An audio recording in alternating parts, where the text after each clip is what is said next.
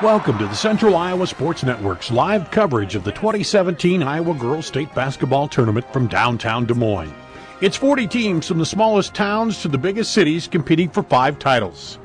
CISN's coverage of the 2017 state tournament is brought to you by Mid-American Energy, CenturyLink, Atlantic Coca-Cola Bottling Company.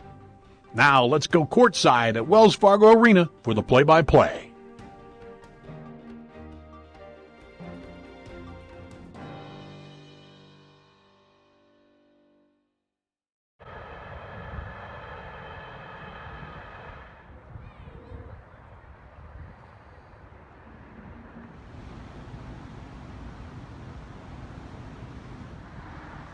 The snow is falling again in downtown Des Moines as we begin day 4 of the Iowa Girls High School Athletic Union State Championships for girls basketball. Wouldn't be a state tournament without a little bit of inclement weather, but it's not going to be a big deal, just small flurries. This is snow globe snow, though. Nice, fluffy stuff. It's beautiful. Chamber. You know? Would you call this a Chamber of Commerce snow? Yeah. It's perfect, yeah. It's what? It's almost, it's a special effect. It is almost like special effects snow, but we're not going to mess up who wins these games. That Dave Mabel is really good at putting in snow. Yeah, he does that. It's all in After Effects. Hello, everybody. Welcome courtside. Paul Yeager, Dar Danielson, as we get you ready for day 4. It's now time to get serious. It's semifinal days.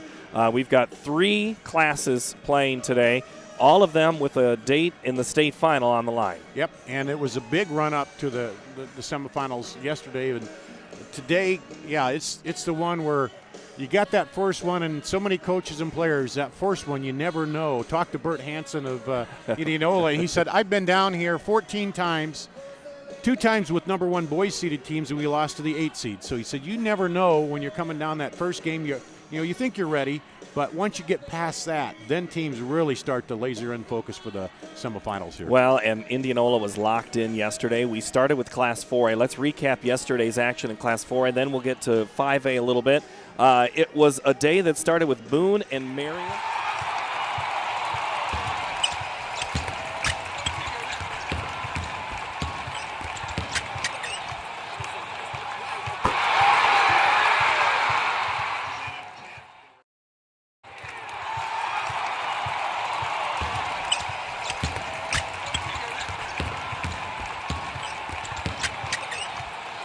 Play as well. They don't have the experience, but Boone came out and had a good first day. Absolutely. And then Marion will play Pella after the Dutch downed the Titans from Lewis Central of Council Bluffs 47-41. That was a great game last year in the semifinals, and it was a great game this year in the quarterfinals. Yeah, Lewis Central made a late run there to try to get to Pella. They put on the press late. Pella called the timeout and finally figured out a way to break that press. Got a couple baskets on runouts, and were able to stretch that out and just kind of hold off Lewis Central there. And then we moved on to 5A, and that was Johnston and Indianola, and it was a record.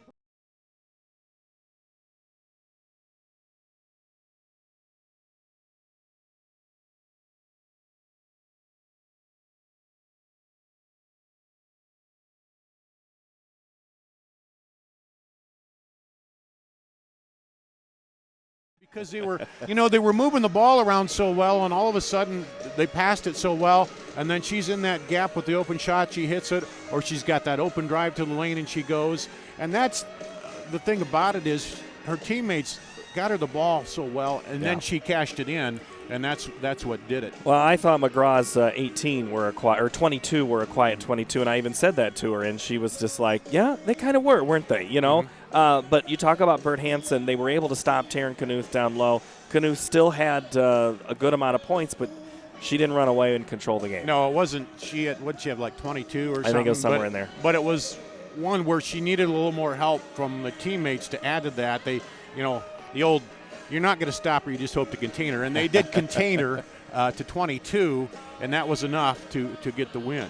And Indianola moves on. They are number 1 in 5A, and they will play, which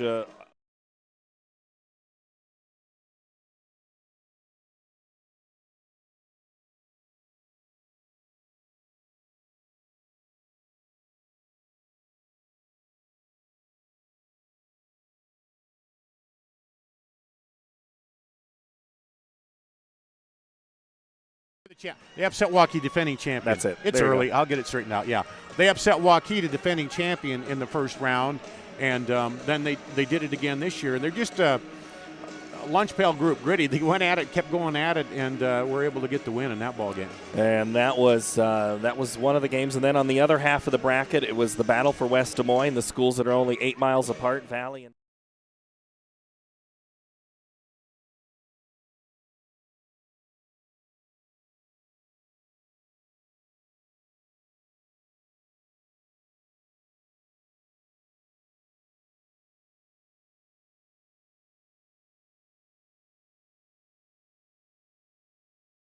Yeah, that was it. How did you? That was pretty what'd good. you think of that? It landed And well. like a tiger, not like a lion. Yeah, that's good. That's all How long? right. Where'd you pull that one out? I thought of that this morning after the first sip of coffee. You know, this More early coffee stuff. for Dar, please. You know how it is. You have all these stats in your head after doing all these games and watching it all, and you're trying to keep it clear, and then you wake up in the morning and trying to think your game's ahead. But anyway, that's the way it goes. Valley, Zoe Young set a 5A record with 11 assists yesterday. She is someone I talked to one of the coaches from the area yesterday. The first time they'd seen her in person, they'd seen her on tape, and he was amazed at her ability to pass the basketball. And I think he's right. Zoe Young does such a good job driving, distributing, and Dowling just had no answer for her. They were able to contain Hannah Fuller, but they could not contain Alex Honold. Yeah, and Zoe Young is just an infectious personality. You talk to her after the game, and she says something, she just smiles. No, you know, it's just she's having fun. Yeah. And I think that's part of it with this Tiger team too, Valley. They're just having fun. They've got things clicking and working together. Well, Valley will play Iowa City West, who knocked off Waukee last night in the nightcap, 40-38. That was a game where you just felt Iowa City West every time Waukee got to within a point or two. West had an answer and kept moving forward. And West did it without one of their best players who went down for an injury. He's out with injury, but then, what was it, 10 seconds left, Waukee still had a chance to hit a shot and win it. You know, Waukee just never, it's every time they made a run, Iowa City West would just kind of push them back, and Waukee never really got in a good groove where they went on a long run. And we talk about it so much during this tournament. Basketball's a game of runs, and Waukee could get a run maybe to tie it up and get close, but never a run to push over the top and take a lead. And B.J. Mayer after the game was I said, where's all your sweat? And he goes, oh, it's all under my arms. I am just a mess right now, he said. Chris Guess, coach of Waukee after the game, he was still shaking his head at his play call with 10 seconds on the inbounds. And that's something coaches, unfortunately, get haunted with when they think they should go this way. Instead, they go this way. But when they lobbed it out long? Yeah. He was not – he thinks he maybe should have done a different play, but can't go back and change it now. You know, and that's the thing, and it's easy for us, too, to sit here and talk about that. But he's got the experience, those coaches all, and you kind of go with your gut at the time and what you think is going to work. And, if it works, you're a genius. If it doesn't, sometimes it's like, well, no. And I would trust Chris Guess on his gut. Absolutely. He's got a state title. He's been in those championship games before. And there's a guy, he wears a suit jacket, usually doesn't take it off, and he's always cool. Talk about sweat. He's usually cool on the sidelines. He's a good guy. And he was all in coat today, so it looks good. Well, our referees have surrounded us, which means we're getting closer for basketball. Let's look ahead to today's action quickly, Dar, as it's 1A, Kingsley-Pierson and Springville to tip off, and Exira, Elkhorn, Kimballton, and Turkey Valley. We still could have a rematch of last year's 1A title between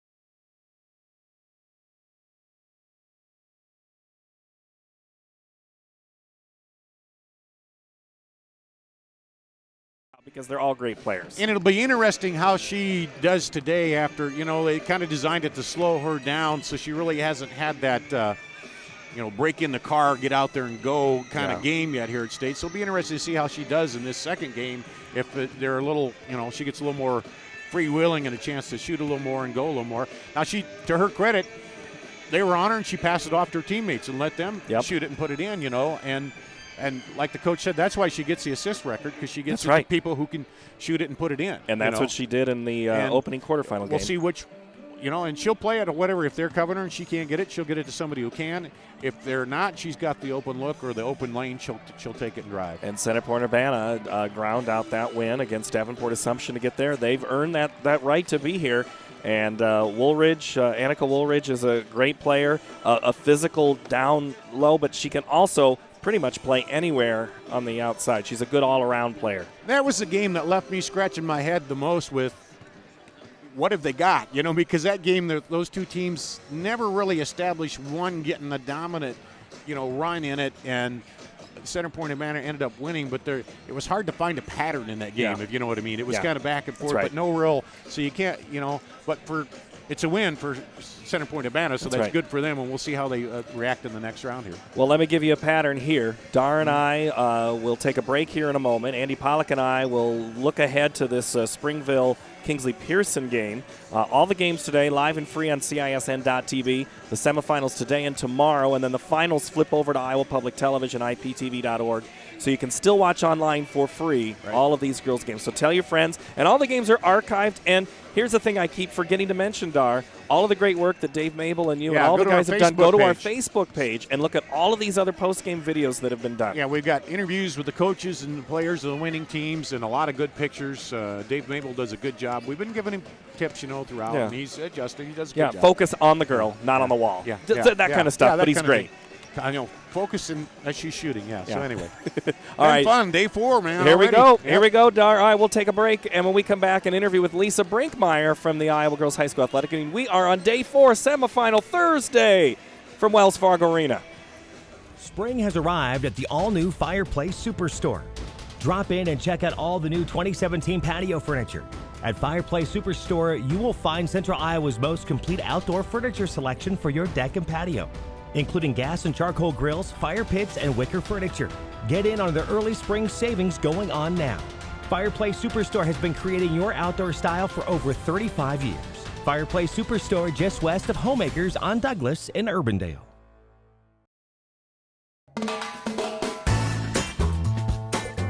Ask anyone you know, they will tell you the best meat comes from Fairway.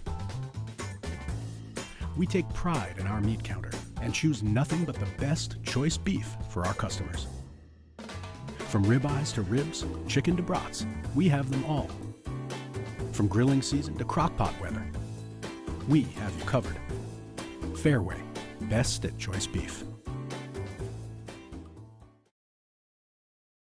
It's Truck Month at the all-new Schottenkirk Ford in Indianola. Get $12,000 off select new F-150s and a 5-year, 100,000-mile powertrain warranty. $12,000 off select new F-150s. Or get 0% for 72 months. To bulk up fresh local trades, Schottenkirk Ford is in a position to give you more for your trade. The Schottenkirk Experience, now available in Indianola. The all-new Schottenkirk Ford of Indianola. SchottenkirkFord.com.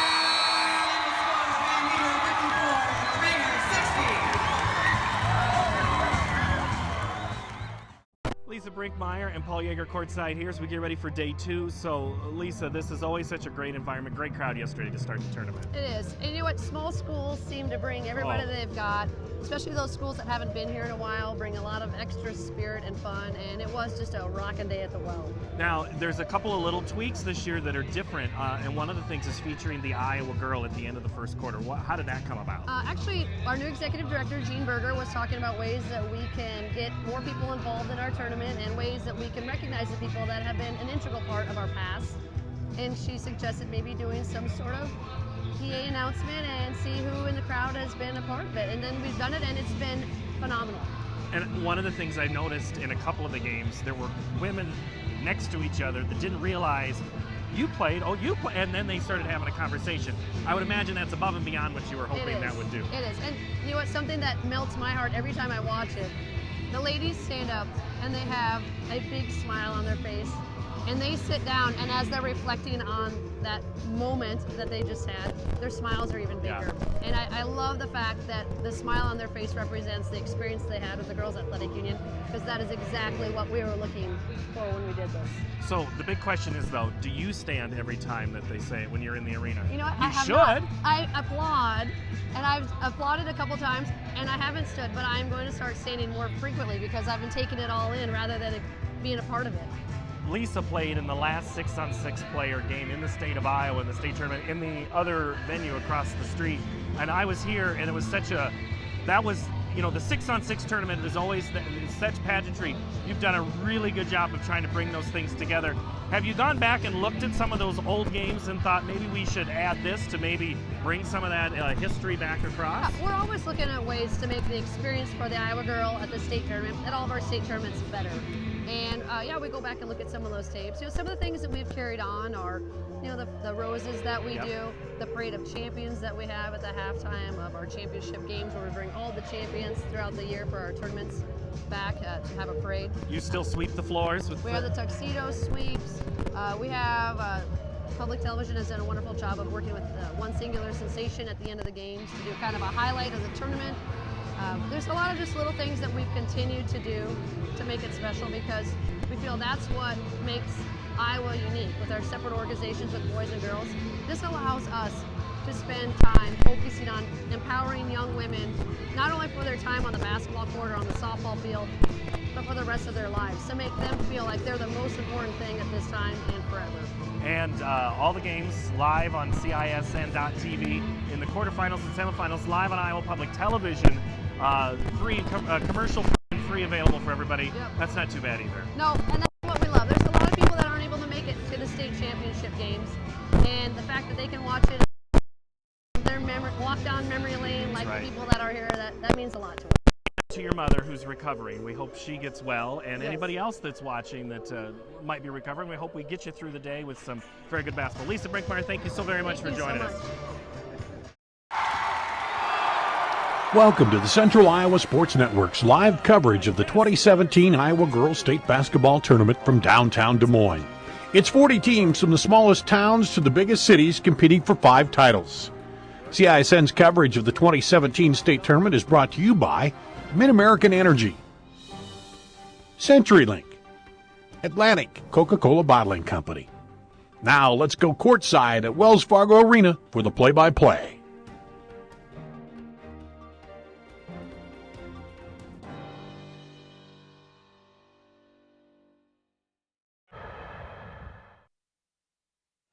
Good morning and welcome courtside. Paul Yeager alongside Andy Pollack as we begin day 4's broadcast of the Iowa Girls High School Athletic Union State Girls Basketball Championships. It's semifinal Thursday. Andy, you can't say the word you want to say. It's getting real, but stuff's getting real today. It's definitely getting real, and even more real, we had snow falling as we walked in here this morning. So how about that? We didn't know if we'd get that this year for the girls' state tournament, but we got a little bit of flurries, nothing major, but we definitely had snow in Des Moines this morning. And we had it yesterday a little bit, sunny, and we're supposed to have a warm day on Saturday, but we're a long way from there. We've got to get 6 classes through the semifinal round, and then tomorrow 4A, 5A, and then back to championships for 1A, 2A. So you'll have 2 games in 2 days, whoever wins today. Yeah, and it's like you said, this game, this is what makes it the chance to get for all the marbles, I guess, as they say, as we get through the semifinals. It's so much fun to show up here in the morning. Everything there's a big shift that goes on here just in the arena as you move from the quarterfinals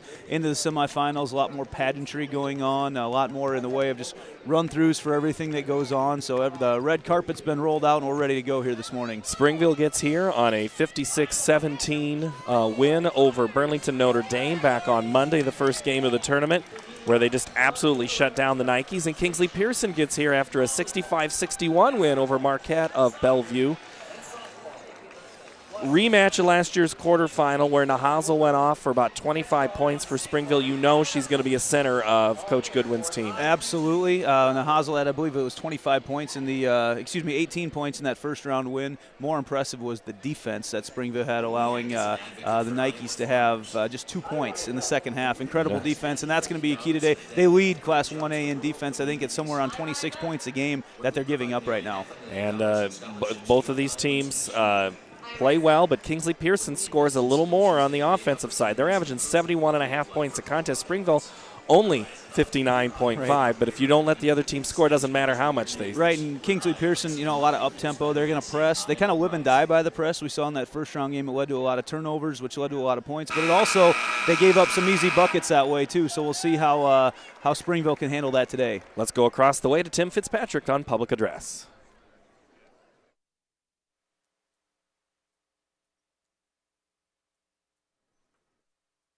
And this morning we will have presentation of colors. That is a change from the first couple of rounds, and that is what you'll see here on the screen just momentarily. So as we work through that, that's what you will see here as this begins the day, as the honor guard from Winterset will walk out. Good morning and welcome to Wells Fargo Arena and the 2017 Iowa Girls High School State Basketball Tournament. Today's Class 1A semifinal game matches the Kingsley-Pierson Panthers and the Springville Orioles. And now let's meet the non-starters. First, for Kingsley-Pierson, number 11, Jenna Schmid. Number 13, Cameron Dunn. Number 23, Faith Segerman. Number 31, Madison Worth. And number 33, Jade Bardo. The assistant coach for the Panthers, Jenny Spooner. And now let's meet the non-starters for the Orioles. Number 14, Kylie Hanshaw. Number 15, Melissa Newley. Number 21, Caitlin Glockner. Number 22, Riley Chapman. Number 24, Courtney Boland. Number 25, Sammy Johnson. Number 32, Carly Williams. Number 34, Ellie Scriver. And number 35, Kelly Kirchman. Assistant coaches for Springville, Tyler Hushak, Sarah Mattis, and Christina Zaruba. And now let's meet the starting lineups. First, for Kingsley-Pierson, number 15, Brady Harvey. And for Springville, number 12, Nicole Kane.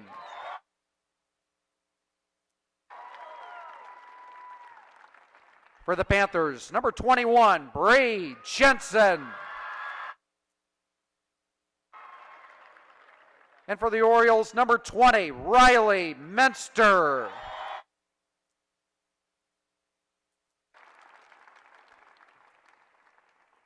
For the Panthers, number 25, Madison Goodwin.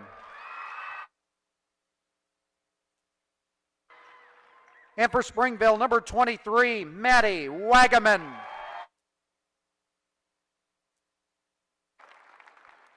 For Kingsley-Pierson, number 43, Allison Bailey. And for Springville, number 31, Alyssa Yeager.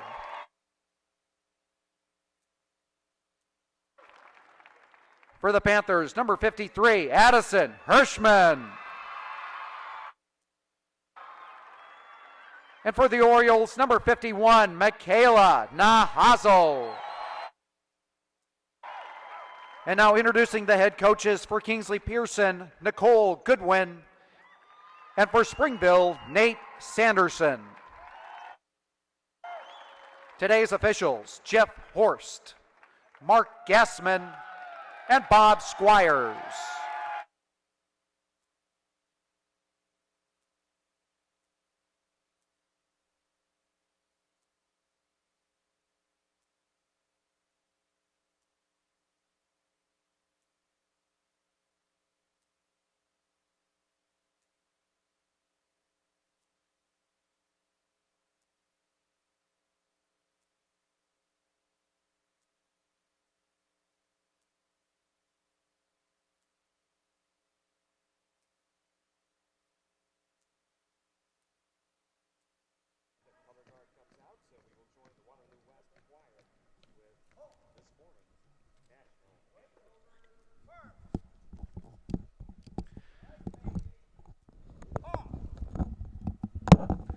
The Winterset VFW 8142 color guard has been presenting the colors at the girls basketball tournament for over 40 years.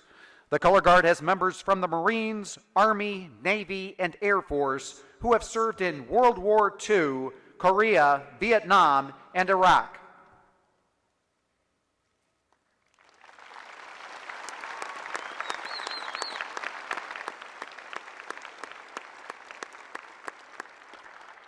The Waterloo West Chamber Choir, under the direction of James Healy, will now sing our national anthem.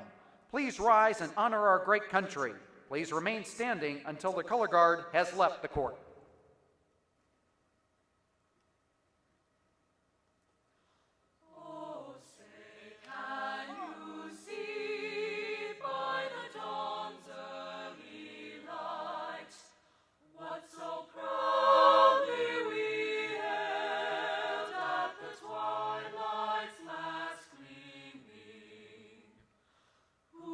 Stripes and bright stars through the perilous fight. O'er the ramparts we watched were so gallantly streaming, and the rockets' red glare, the bombs bursting in air, gave proof through the night that our flag was still there. Oh, say does that star-spangled banner yet wave o'er the land of the free and the home of the brave?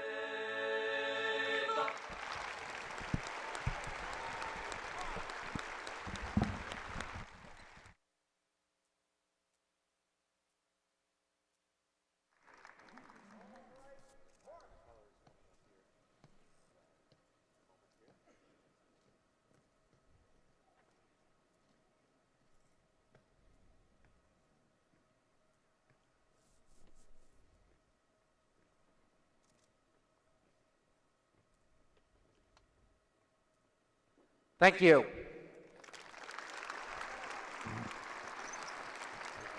Always a great Ladies and presentation gentlemen. here at Are you ready for state tournament semifinal basketball? Wells Fargo Arena, especially when you start getting to the semifinals. Those starting lineups are brought to you by Fairway Food Stores. Always shop Fairway's full-service meat counter for the best USDA choice beef, all-natural pork and chicken. At Fairway, you'll find farm-fresh produce and all the groceries your family needs at affordable prices. Andy Pollock, your keys for the game.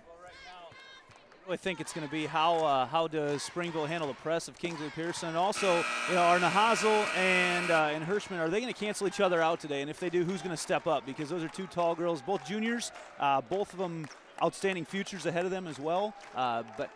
There's going to be a great matchup there today. Who else is going to be able to step up? And that's what the key today is going to be.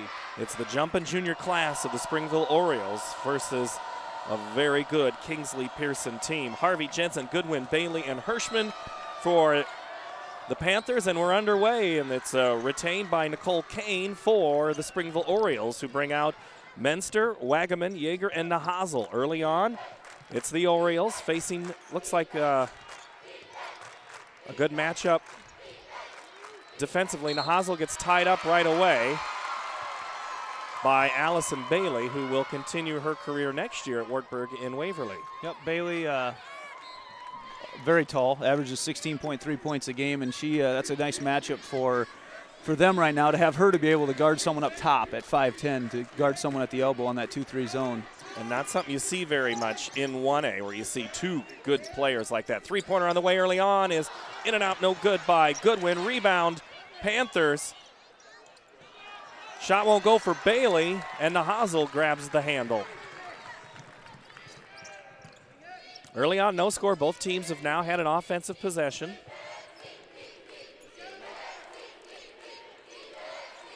Going up top and nearly stolen away. Good job by Kane just to keep that alive. Nahazel dribbles and kicks.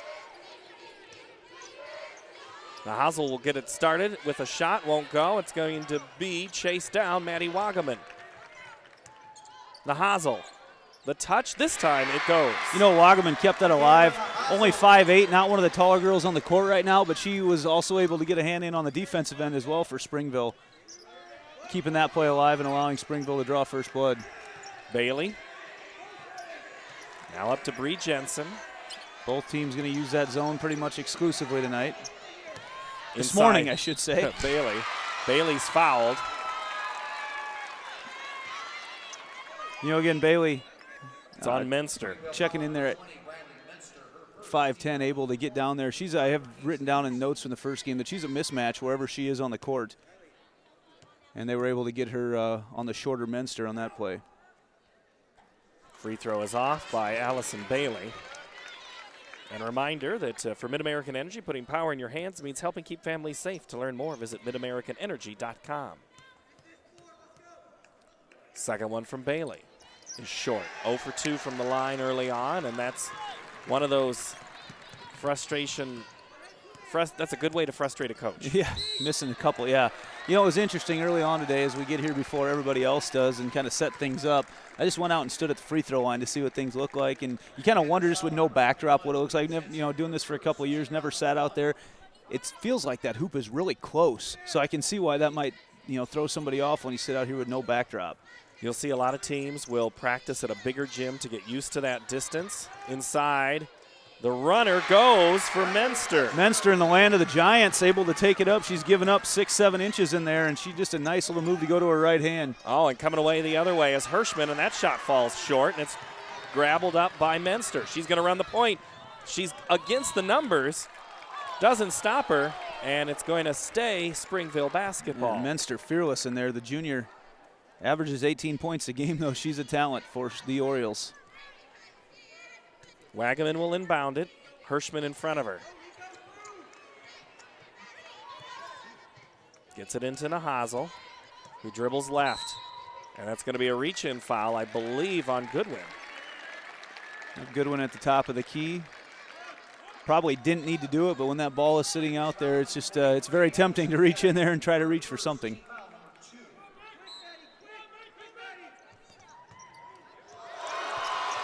And then it's a block and a foul.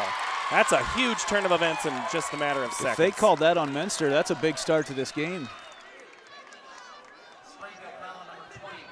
That is. It that's is. 2 for 18-point scorer per game. And that was just a frustration foul for Menster. And we find ourselves just not even 3 minutes into this ball game, just over 2 minutes into the game, and Menster's already got 2. Three-pointer on the way, off the mark. Those shots are going to be there against the Springville 2-3 zone, and they're going to allow that to be taken a lot of the time, too. And stepping right on the line, Riley Menster right in front of Andy there. And I could even see that one.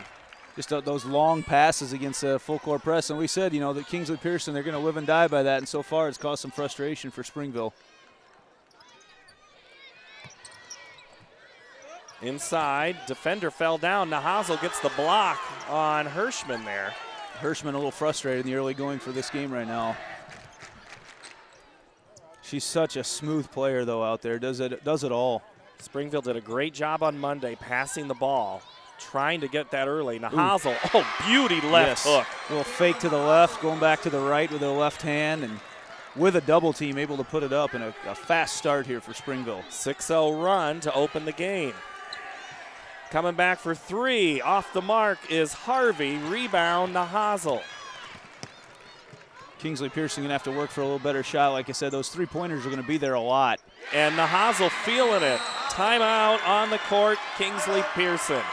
8-0 run to start the game here in the Class 1A semifinal.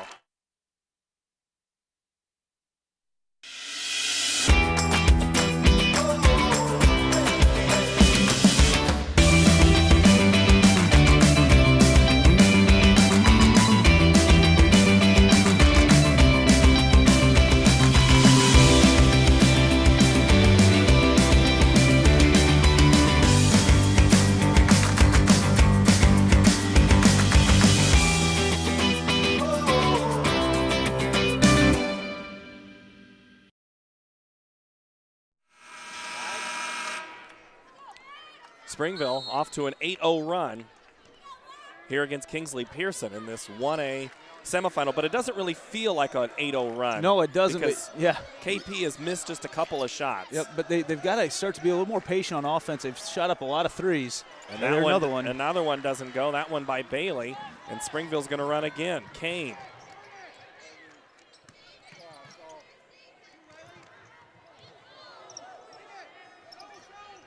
Nahazl makes the cut, and it's blocked. What a return to sender by Allison Bailey. It's interesting the defense that Kingsley-Pierson is using right now. They've got Bailey matched up in there on Nahazl, but then that allows Hirschman just kind of hang out and be a rim protector for the entire defense. Nothing really to draw her out of the lane so far on defense. Bailey really frustrating on her defense right now on the Orioles. And Nahazl just took it away from Harvey, and then she has another pass blocked. So there's something they see. Kingsley-Pierson sees something in Nahazl's shot as we have a foul down low. There's something they see in her passing and her shot. She's now had the last two passes blocked and the last shot blocked. Yeah, well, part of it is the luxury of Kingsley-Pierson to have Allison Bailey defending her right now, because Nahazl usually would draw the tallest gal on the court, and Bailey being a guard for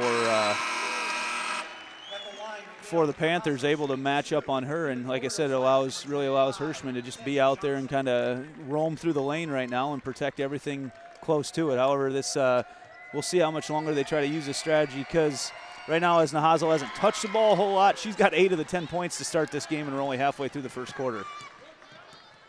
Very efficient when she does touch the ball. But you got to remember, Kingsley-Pierson went down 10-0 in their quarterfinal game back on Monday and came back. And they're going to do it by doing exactly what they just did, Andy. Allison Bailey draws the foul, and I think it's on Nahazl. Yep, it is.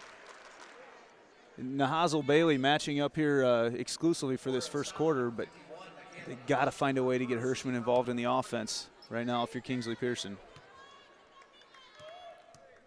Like you said, though, no strangers to being behind in this state tournament. There's a fast start for Marquette Catholic in that first game before KP came back.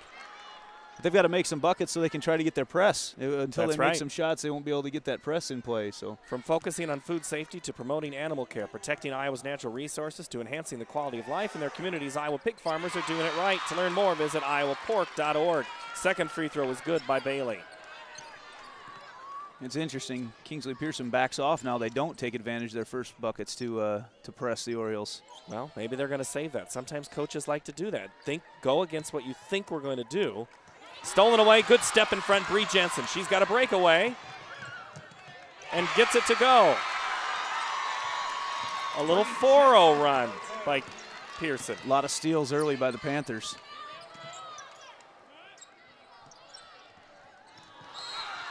And a whistle and a foul. Bailey, I believe, going to get whistled for that one. Yep. Panthers foul on number 43, Allison Bailey. So Bailey draws the foul. Her second, Andy, like you said.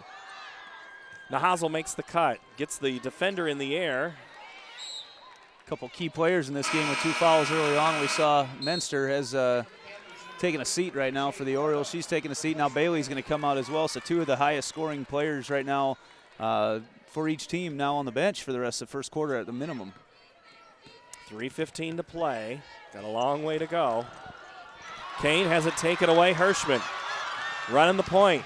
She passes it up to Jensen, who puts it on the floor, and then through the rim. Hirschman out there, 6'2", and able to run the court and lead the break like that. Just incredible. Great dish at the last second for the assist. Like we're watching Taryn Knuth run the point there. Oh, stolen. That's going to be off the foot of Nahazal. Yep, that's over. That should have been, well, I guess that should be over and back. Well, and if Springville gets it back, and they will on the jump ball. Yeah, that should have been over and back.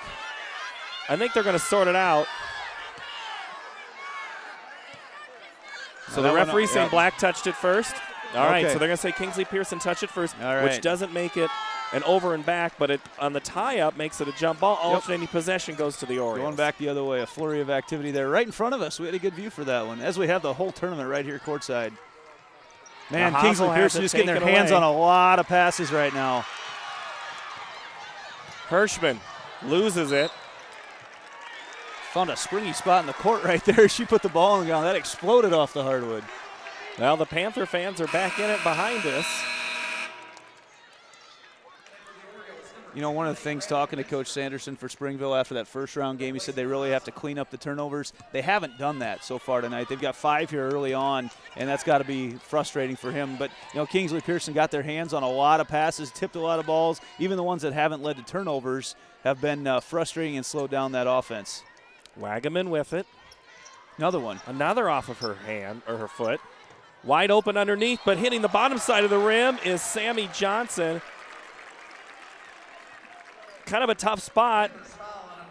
Jade Bardo got kind of caught down there, and you know, she's given up about 5 or 6 inches down there to Johnson, and she got stuck off a bunch of, you know, the batted balls, the deflects. That can kind of throw off your defense too, because you get some people out of position going after the balls, and 2 straight right there, and then that was able to get Bardo on. Bardo covering Johnson down low. That ends a 6-0 run by the Panthers as both free throws go for Sammy Johnson. Lead back to 6. Wow, way out from Hirschman, almost like a pass, but I was not, and it's chased down by Alyssa Yeager. That was a couple feet behind the D-League three-point line here. Johnson goes up strong with the left hand. Good control there by Johnson. Kingsley-Pierson trying to press and not getting back. Interesting, they're kind of pressing out of, not off of made baskets, but they're pressing off of turnovers and off of rebounds. And that's hard to do. Bardo with it in the corner. Cross court to Jensen for 3. Front of the iron. Rebound Yeager. Great job. Springville, just every rebound right now is theirs. Nahazal will come in at the next whistle. Oh, nice move to the rack, but off the mark is Menster. Rebound Panthers. Menster is fresh, wanting to get some minutes in the game right now. Bardo pushes it off. Missed the iron completely. Weak side rebound. Wagaman up ahead. Johnson. They got to get back. They got her on the break, and it's just too much of a pass. Too much mustard from Menster. This is, you know, Springville's got to be careful here because Kingsley-Pierson, this is the kind of game they want played. This is exactly the type of game they want played. Get it into an up-tempo, get running, and that's how they were able to come back on Monday in their first-round game. So if you're Springville, you just got to settle down a little bit. 6 turnovers for the Orioles, and they're still up 14-6. 8-point lead, under a minute to play. Springville gets the turnover and pushes the tempo. Nahazal on the right block. She doesn't miss that very often. Yep, no, she doesn't. Hirschman just a little slow getting back, and yeah, Nahazal, if she's open underneath, even when she's guarded underneath, she's going to finish that more times than not. Almost stolen away, and that's going to be a foul. That's Menster's third. If it's Menster with a big swat, yep. It is. Oh, man. She's got to be more careful than that right now. We're still 33 seconds to go in the first quarter, and she's out there. I mean, you don't want to back off too much on the aggressiveness, but that was almost a volleyball swing that she took at it and really got her more with the body anyway. And Jensen just had around the straight-up defense, gets 2 more. She has 6. She went right over Nahazal. Nice strong move down in the post. Oh, nice interior passing. Nahazal, man. That time they were able to draw Hirschman further away from the basket. I believe that was Wagaman that she found down low. Springville running away with this one early. Man. 7 seconds, and she traveled right in front of the official, Brady Harvey. Harvey got caught. I think she was looking over to the right to make that pass. Interesting now, Menster back in with 7 seconds to go, so they're playing fearless right now. Springville is. Menster probably just looking to run the offense to get the last shot before the quarter. She might be your best half-court shooter, and it's tipped a good leg kick there by Madison Goodwin right in front of us here, Andy. As you can see there on your screen. 6 seconds, 5, 3. You got to be careful. Oh, and she's fouled with 3.5 seconds.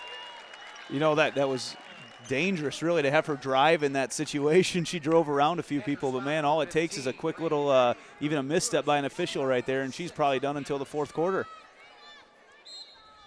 Well, you know, and the cut, oh, my goodness, right in at the horn is Menster, and that's why you got to keep playing her. We've played one quarter, 20-8. The second when we come back. This is state tournament basketball action on CISN.TV. Hey, it's annual enrollment for most Iowa HealthLink members. If you signed up in April last year, you can change plans or keep things the way they are. Have you heard about it? Yeah, I'll probably check out all the plans again. I'm thinking about switching. I just want to make some healthy changes this year. Who do you have? I'm staying with AmeriGroup. I get all the regular benefits plus lots of extras. Rewards for getting checkups and free Weight Watchers. Wow, that sounds great. I'm going with AmeriGroup too. Choose AmeriGroup. Call 1-800-338-8366 today. This is Iowa. And here, we don't just dream of a better tomorrow, of a smarter way to do business or live, of perseverance and progress. We inspire it in others. We challenge the conventional, reimagine what it means to be better, and then dare ourselves to make it great. This is Iowa. And here, we don't just dream, we make history. Springville goes on a 10-0 run to start the game. Kingsley-Pierson comes on a 6-0 run, and then Springville, Andy Pollock, goes on a 5-0 run to end the quarter. It's really a game in the first quarter was really against kind of conventional wisdom that you think about watching a basketball game, because we've seen two of the leading scorers on each team pick up 5 fouls between the two of them in just the first 8 minutes. So it'll be interesting to see how the second half plays out. Allison Bailey with 2 fouls is back in for Kingsley-Pierson right now, but we'll see how this transpires right now. Loose ball tied up. And Wagaman tied it up, and now Kingsley-Pierson will turn the ball over there. And Addison Hirschman right now, the jump ball, the leading scorer for Kingsley-Pierson, yet to score in the first quarter, which really, after watching how Springville defends, shouldn't be much surprise. They held the state's leading scorer in the first round and no points. Did you see that move? So Nahazel goes left and gets the defender to clear, and she's like, well, I guess I wasn't planning on shooting it. Too easy for her right there. She's got 12 early. And the lead is 12 for the Orioles. 22-18. Corner 3 ball on the way. Good! Brady Harvey! They're really going to have to hit a few more of those to really open things up in the middle again. You see, every time the ball gets into the lane, it draws so much attention from that Oriole defense. So Harvey or anybody else is going to have to step up and hit a few more threes. Orioles moving it around. Nahazel and Hirschman locked up low. Now, see, look how Nahazel moves without the basketball, Andy. She's in and out of the lane, constantly setting screens for her teammates. There's a great look for the post-up down low. And it easily could have been called on Hirschman, but a good no call. Again, interior pass, and stepping in is Brady Harvey. She going to pull up? She will. And getting her hands in it is Maddie Wagaman. Will she pull up? No. Pass to Kane, high off the mark. Nahazel the rebound. Won't go. Hirschman reaches up and over and gets the rebound. Hirschman, we've seen her try to post up a bunch with no success so far. We may see them, maybe Coach Goodwin pulls her out of the lane a little bit more. She's an excellent three-point shooter. Maybe try to free her up for a shot in the corner. Hirschman gonna go to South Dakota State. Right now, she can't get down the court fast enough to help her team on defense. Springville pushes the tempo, and that's going to be a foul on Bailey, and that's 3 on Bailey. And that was not really that necessary, but it's just one of those deals where right now the game's not going your way. You're trying to make something happen, and she reaches in from the backside, and yeah, that's definitely a foul. Two of the stars of the game right now on the bench with 3 fouls. And we're going to shoot the 1-on-1 and letting you know that always shop Fairway's full-service meat counter for the best USDA choice beef, all-natural pork, and chicken. To learn more, visit fairway.com. So, Andy, when can I come over for the smoker? Well, you can get some meats from Fairway. Sore subject right now, Paul. You know I blew that thing up this summer. I'm strictly charcoal on the front patio right now. Oh, is that? Oh, yeah. Gosh, that's what happens when you get that's what happens when you get a brisket that's too big for your drip pan. Diving is Bardo, and it's going to be off of. Well, it's going to be off Bardo, but that was a great head-first dive. Love the effort. Both these teams play with great effort. If you're Kingsley-Pierson right now, you really want to start to force the issue a little bit more, really extend that defense out, maybe. But on the flip side, something like that, they're so well coached. Springville knows the tempo they want to play, and if they're going to take good looks, if they have the opportunity for them, if they don't have good looks, they'll pull it out and work for a better one. Wagaman blocks the shot, or her shot is blocked by Hirschman.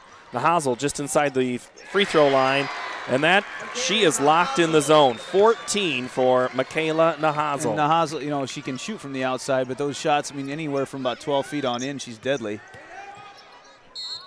And that's going to be a foul on Springville. Springville will give up those. They're all right with fouling Hirschman in that situation, but you can see, she gets the ball. She's got the attention of 3 Orioles all over her right away. First free throw is in and out. No good for Addison Hirschman. Hey, basketball fans, save money while in Greater Des Moines. The Catch Des Moines Fun Pass features deals and discounts at places like Fong's Pizza, the Science Center of Iowa, and MB2 Raceway.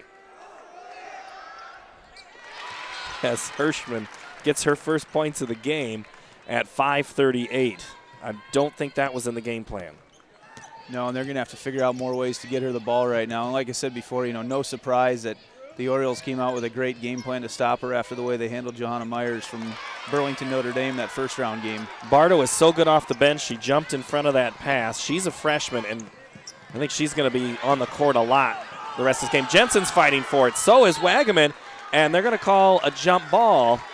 That was a little more of a reach than a tie up there. But it was interesting. I really like how Jensen was able to kind of use her body almost like a box out to get to it as they fought for it at center court. A lot of contact, but I don't know. It's not really a situation you can call foul in the way that transpired. 5:10 to play. Springville in charge, 24-12. Three-pointer off the mark just a moment by Harvey. Nahazel the rebound. The Orioles have doubled up the Panthers. Nahazel out on the three. If she wants to, she can shoot it.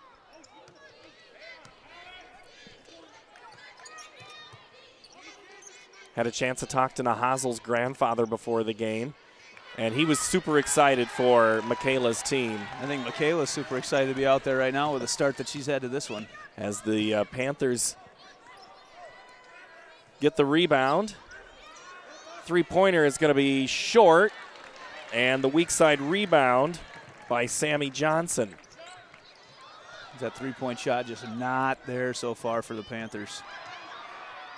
To the credit of Springville right now, they've got a hand in their face every time they've got the basketball. There's just not a break to be had out there. The Hazel step back 15-footer is good. So smooth, so smooth. She played here as a freshman, won a title as a sophomore, and if she keeps playing like that, she could have another title as a junior. They haven't even really made her have to handle the ball much. She's catching it and able to get a shot off. And a lot of them have been open looks, surprisingly. Going to say she stepped on the line. Bardo driving. Bardo, she's really a spark plug when she comes in the game. She's just a lot of hustle out there from her. Like you said, able to come in here as a freshman. Timeout on the floor. We'll take it as well. Springville in control, up by 14.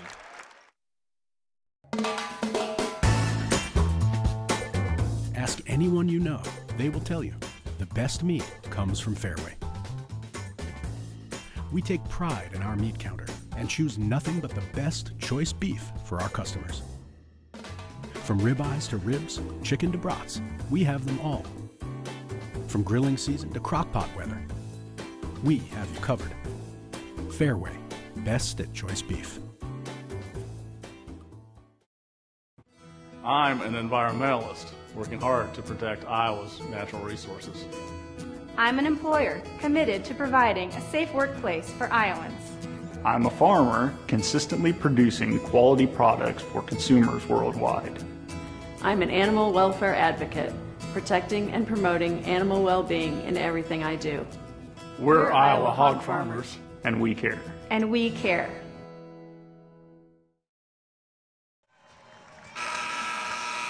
There's a lot of officials here today. Did you know that? Yeah, the officials actually were right in front of us before the game started. They pointed over to the Springville student section and mentioned that they've got a lot of backup today in case they miss a call.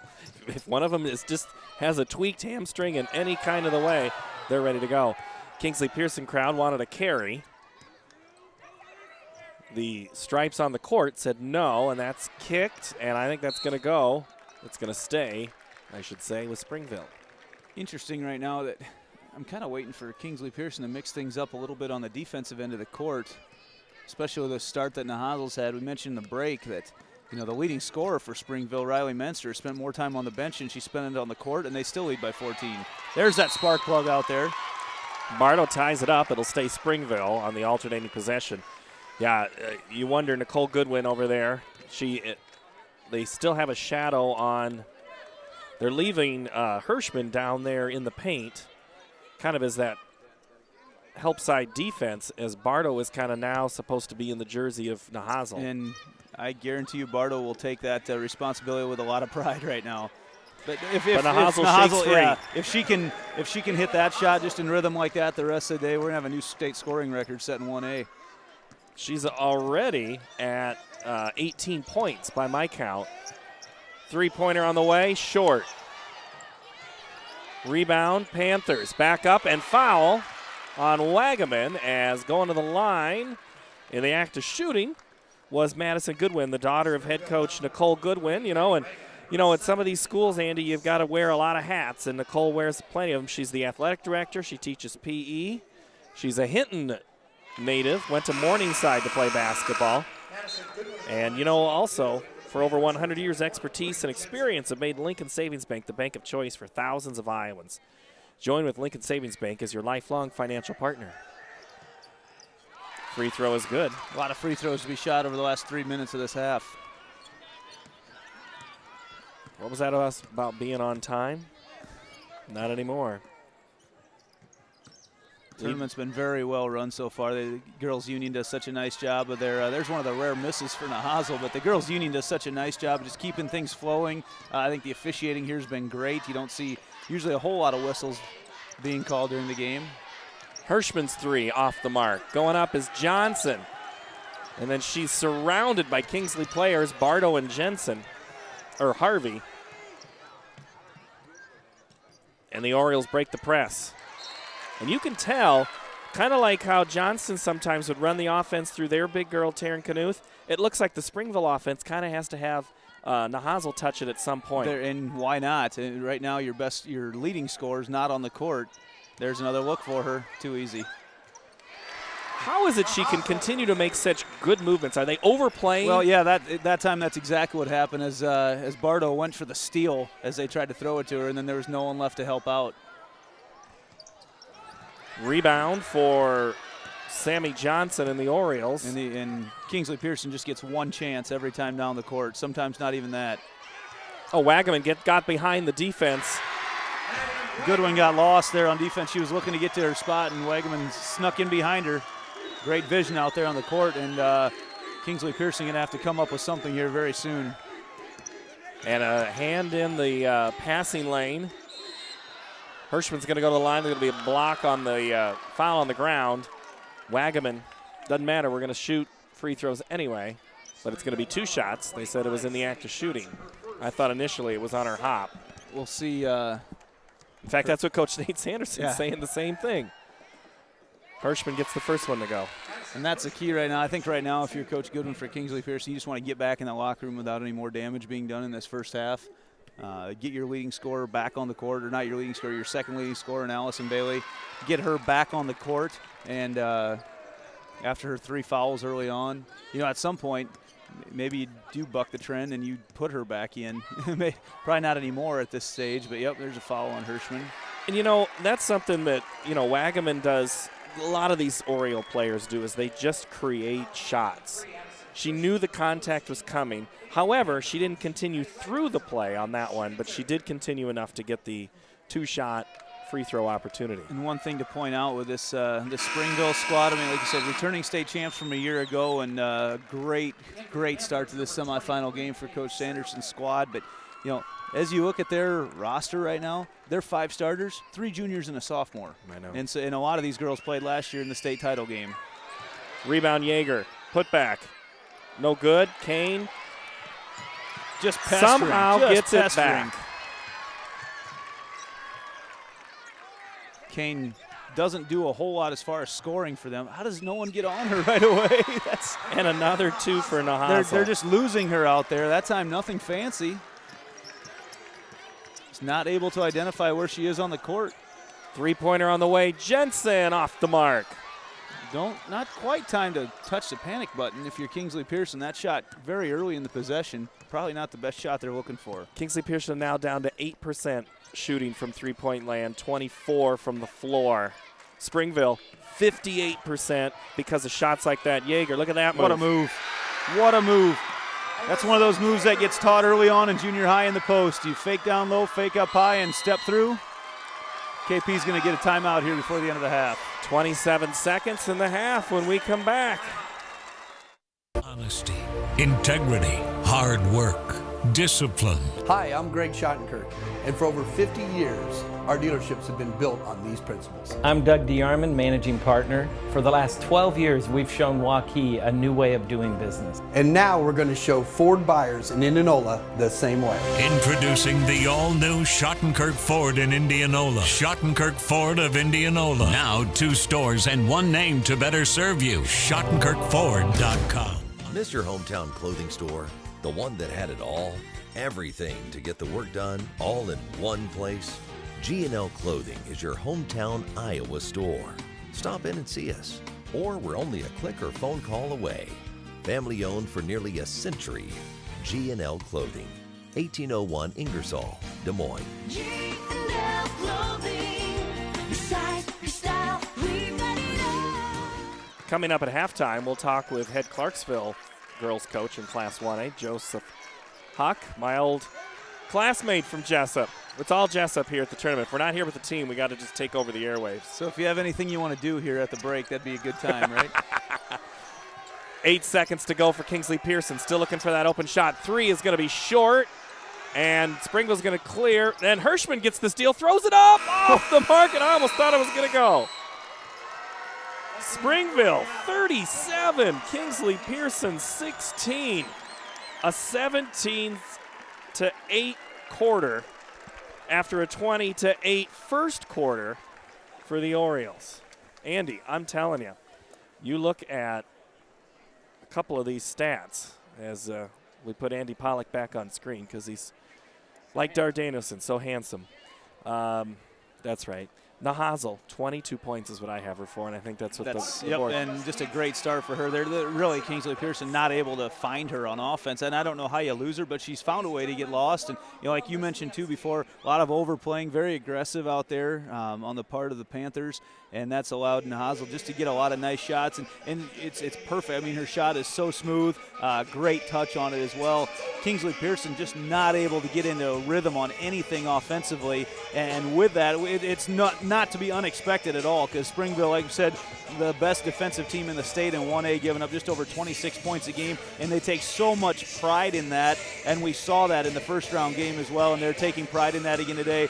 I mean, Kingsley-Pierson, a team that's averaging 70 points a game, they've got 16 right now at the break, so just an incredible start for Springville. All right, that's halftime. It's Springville 37, Kingsley-Pierson 16. When we come back, we'll talk basketball, break down the first half with an outsider's perspective here on the Central Iowa Sports Network. Truck Month at the all-new Schottenkirk Ford in Indianola. Get $12,000 off select new F-150s and a 5-year, 100,000-mile powertrain warranty. $12,000 off select new F-150s. Or get 0% for 72 months. To bulk up fresh local trades, Schottenkirk Ford is in a position to give you more for your trade. The Schottenkirk Experience, now available in Indianola. The all-new Schottenkirk Ford of Indianola. SchottenkirkFord.com.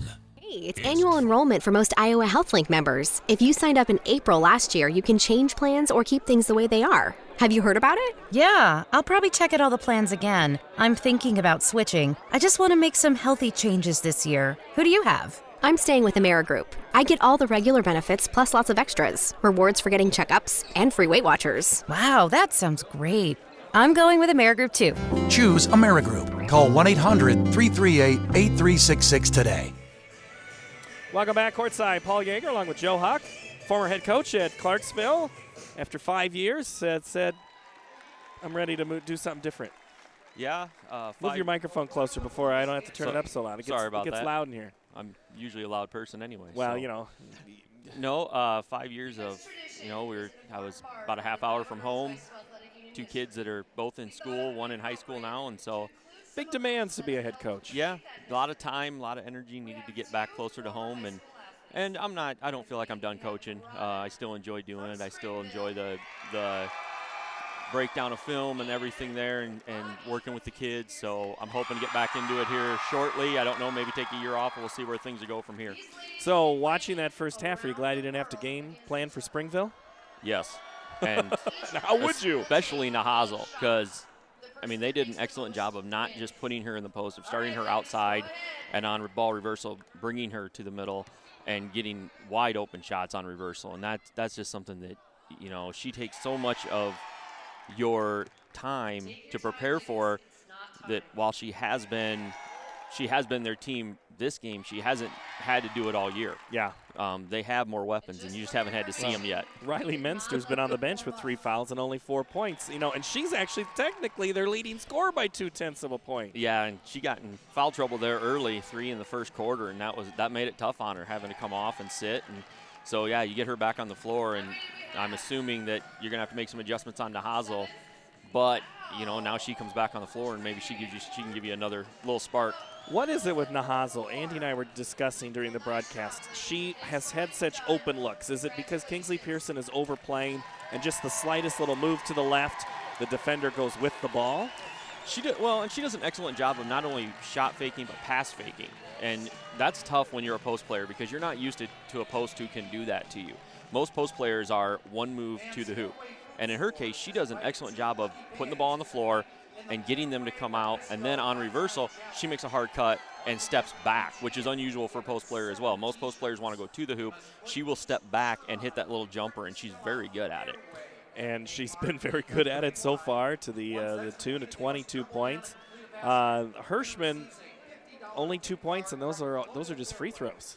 She's struggled to get the ball in, and that's one thing Springville's always done with that 2-3 zone is they make it tough to put the ball in the middle.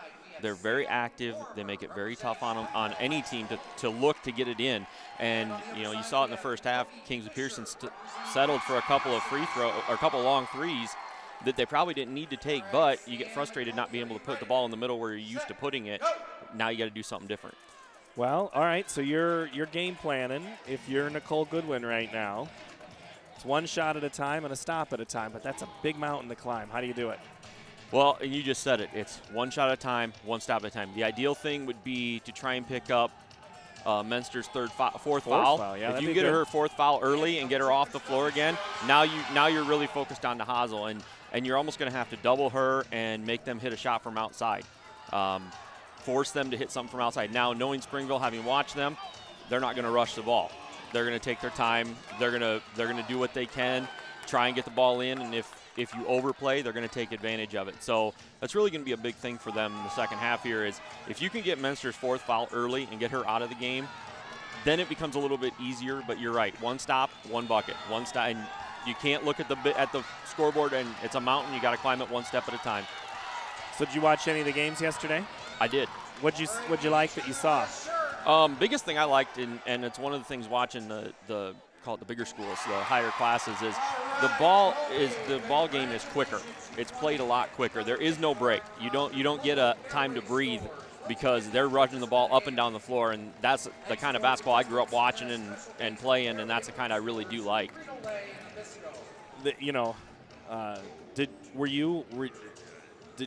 Did did you feel for me with Jackie Sapp? I had to be on my best behavior because, it's the principal's daughter? I did, and I knew exactly what you were going through because I was putting myself in your shoes of what I would have had to deal with in the same situation, and knowing that you are and we went to school at the same time. We both went through it, and so I remember going through it as well. And so I did feel for you having to be on your best behavior there. All right, 1A. Let's go back to the classes of the games today. This next game with Turkey Valley, and see, that's what happens when you start focusing a little too much. Exira, Elkhorn, Kimballton. I like Exira, but Turkey Valley's got that experience and still trying to get back to that championship game. But Turkey Valley's still missing one of their better players, Emily Busta, who'd scored, I think, 20 points in last year's championship game. She's still out with a knee injury.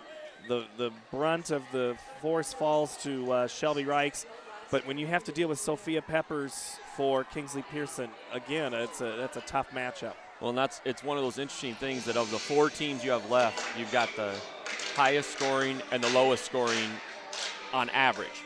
Now, it doesn't mean anything when you have to go on the floor and play against each other. But, and I know we had Turkey Valley and AGWSR in Clarksville as the regional final, and Reichs had injured her ankle in that one, and I saw in the first-round game she injured the other ankle. Yep. So, if she can hack it out, which she came back on the floor right away, so I was pretty impressed with her there. It's hard to doubt that level of experience. But when you got the firepower that Exira has, it's going to be a tough one. All right, Joe Hawk, thank you so very much for joining us, former head coach at Clarksville. And if you need an assistant up in the Cedar Falls area, message me. We'll get you Joe's number. All right, thanks, Joe. Good to see you again. Thanks, Appreciate Paul. it. Enjoy the second half. When we come back, Andy Pollock will sit back down, and we'll get ready to go for more basketball. Hey, it's annual enrollment for most Iowa HealthLink members. If you signed up in April last year, you can change plans or keep things the way they are. Have you heard about it? Yeah, I'll probably check out all the plans again. I'm thinking about switching. I just want to make some healthy changes this year. Who do you have? I'm staying with AmeriGroup. I get all the regular benefits plus lots of extras. Rewards for getting checkups and free Weight Watchers. Wow, that sounds great. I'm going with AmeriGroup too. Choose AmeriGroup. Call 1-800-338-8366 today. This is Iowa. And here, we don't just dream of a better tomorrow, of a smarter way to do business or live, of perseverance and progress. We inspire it in others. We challenge the conventional, reimagine what it means to be better, and then dare ourselves to make it great. This is Iowa. And here, we don't just dream, we make history. Honesty, integrity, hard work, discipline. Hi, I'm Greg Schottenkirk, and for over 50 years, our dealerships have been built on these principles. I'm Doug DeArmond, managing partner. For the last 12 years, we've shown Waukee a new way of doing business. And now we're going to show Ford buyers in Indianola the same way. Introducing the all-new Schottenkirk Ford in Indianola. Schottenkirk Ford of Indianola. Now 2 stores and 1 name to better serve you. SchottenkirkFord.com. Miss your hometown clothing store? The one that had it all? Everything to get the work done, all in one place? G&L Clothing is your hometown Iowa store. Stop in and see us. Or we're only a click or phone call away. Family owned for nearly a century. G&L Clothing, 1801 Ingersoll, Des Moines. G&L Clothing, your size, your style, we've got it all. Paul Yeager, Andy Pollock back courtside as we get ready for half number 2. I've got a feeling here, Andy, that we're going to see Kingsley-Pierson get back in this game. It's going to take a lot of tempo. The part where you might get into trouble is if you try to push things too much right now. We saw them take some early in the possession shots in that first half, and you still got to be you don't want to quite hit the panic button, but it's getting close. So you can't be too picky. You're going to have to take shots if they're open, but the shots haven't been falling. They shot 18% for the first half, and Springville shot, what do you say, 62% in the first half. So finding the hosel is going to be a big part of what they're going to have to do. But here's the problem. If you're Kingsley-Pierson right now, Springville was able to build that lead with their leading scorer on the bench for most of that half. Yeah. Now, if there's a plus side in the second half, you're going to get Allison Bailey back for Kingsley-Pierson. Going to get her back on the court. I don't believe she scored in the first half. She had 2 points in the first half, and she averages 16. So she's only. They kind of identified her in the first half. She's a little aggressive. But now that she's back, we'll see if she's be able to catch up a little bit for them. And we're looking at those we're looking at those first half highlights. You can see how it has been. Well, we were, and sorry about that. But the basically all you need to see is Michaela Nahasel, 22 points. The scoring record for 1A, which was set just 2 days ago, could be in jeopardy again. 36 points by Marissa Schrader for Marquette Catholic, and we talked about it 2 days ago, but it was interesting because the game later, Torrey Hazard for Janesville would have set the new record had it not been for the for that first game. So she had 34 in Janesville's loss. So we'll see how the second half transpires. Kingsley-Pierson with a ball to start, and we'll see right away what some of the adjustments they made offensively were. All right, Goodwin and Harvey in front of us will inbound the basketball. Kingsley-Pierson also brings out Bree Jensen. Allison Bailey is back onto the court, as is Addison Hirschman. Paul Yeager, Andy Pollock, Class 1A semifinal. The winner of this plays Friday night, 6 o'clock on Iowa Public Television and on IPTV.org. Also, I think on Facebook Live. And speaking of Facebook, you can like the Central Iowa Sports Network Facebook page and see all sorts of interviews. Yeah, a lot more information there than we can bring you in just the game time here. And photos. Let's not forget Dave Mabel and crew's photos. Outstanding look at the action there. Up ahead quickly, the Orioles. Sound familiar? Kane gets her own rebound. I guess that's what, follow your shot? That's what you're supposed to do? Textbook. You know me, I'm all about the textbook. I mean, using them for like other purposes than textbooks. Boosters. 3-pointers. Hey, there's a good start. There you go. Brady Harvey. You know, they have. We've seen in the first 2 possessions so far, they've been much more patient than they were in the first half, not trying to force things in if it's not there, and Harvey gets that. And we get a turnover on the other end. Both teams with 10 turnovers in that first half, and I know I had a chance to talk with Coach Sanderson, Nate Sanderson from Springville after their first-round game, and that was definitely something you wanted to clean up. And so far, they have not today, but they've definitely been able to overcome it with their hot shooting. You know, we'll get into – I got a Sanderson bit for a moment. Is if you're Harvey and you make the first, why not shoot the second? It's going to be off of Springville. Yep, Bree Jensen. Bree Jensen, great heads-up play. Great job by her. One thing that Springville has done this season, they've played some good competition, and you know they actually lost to 2 games, North Lynn and Maquoketa Valley. But a couple of times, Nate Sanderson, as the shot falls for Allison Bailey. She's back in the game, making her presence known right away here at the beginning of the second half. And Kingsley-Pierson's gone 5-0 to start the half until there. The defense got all drawn to the right side of the court, so they once they did a great job of finding Nicole Kane wide open on the other side, but the entire defense got shifted over to the far side of the court. There's Bailey again. Got to identify her as the lead is cut to 16. Cross-court pass. Kane to a cutting Yeager. She traveled. She traveled as well. Interesting. You know, there's a couple times the first half we thought that maybe some of the ladies got away with that. At the beginning of the second half, it's definitely being called a lot tighter as far as steps are concerned. And Coach Sanderson saying, wasn't she held before she traveled? That's why she couldn't dribble? Official kept shaking him off. No. You know, we've seen Springville play a lot, and one of the things we noticed right away today when they walked in, Coach Sanderson's got a different tie on. Interesting that he'd bust that out for a semifinal game. 3-on-1 break for the Orioles. To the rack. No good by Minster. Rebound, Kingsley-Pierson, and foul on Nicole Kane. Bailey's fresh.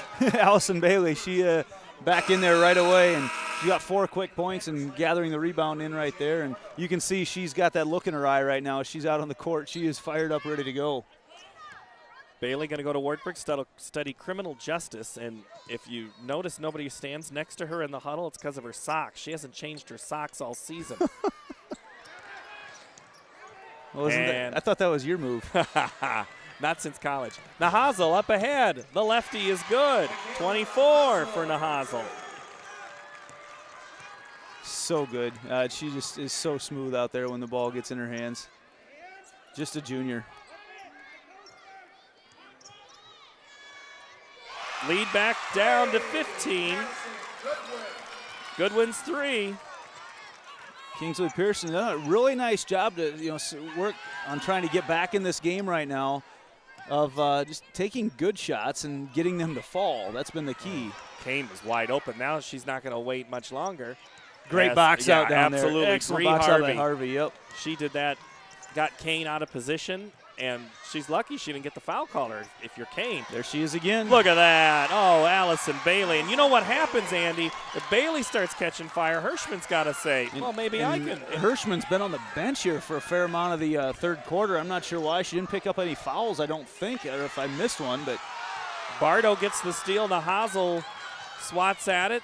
Kingsley wants the foul. What nice a pass. cut by Bailey. Oh, and wow. one. And one. How about the freshman, though, right there for Kingsley-Pierson, Jade Bartle. Look at that. You're going to get a chance to see the replay here. Look at that pass. Driving right to a cutting Bailey, and the foul on Yeager.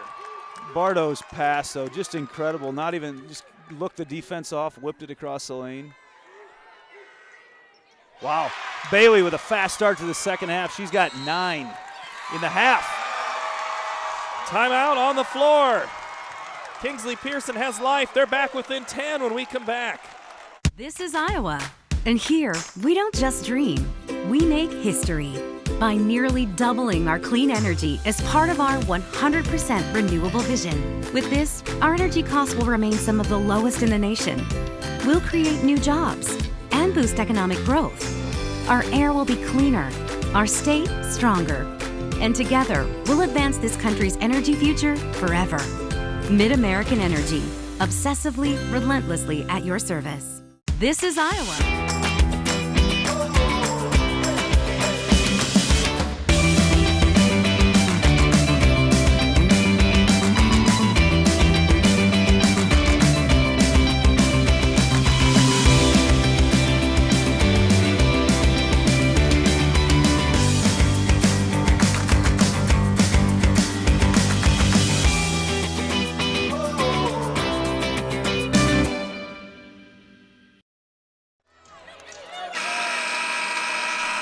Sometimes during the season, Coach Nate Sanderson will not do a scouting report for his players to get them in the adjusting phase.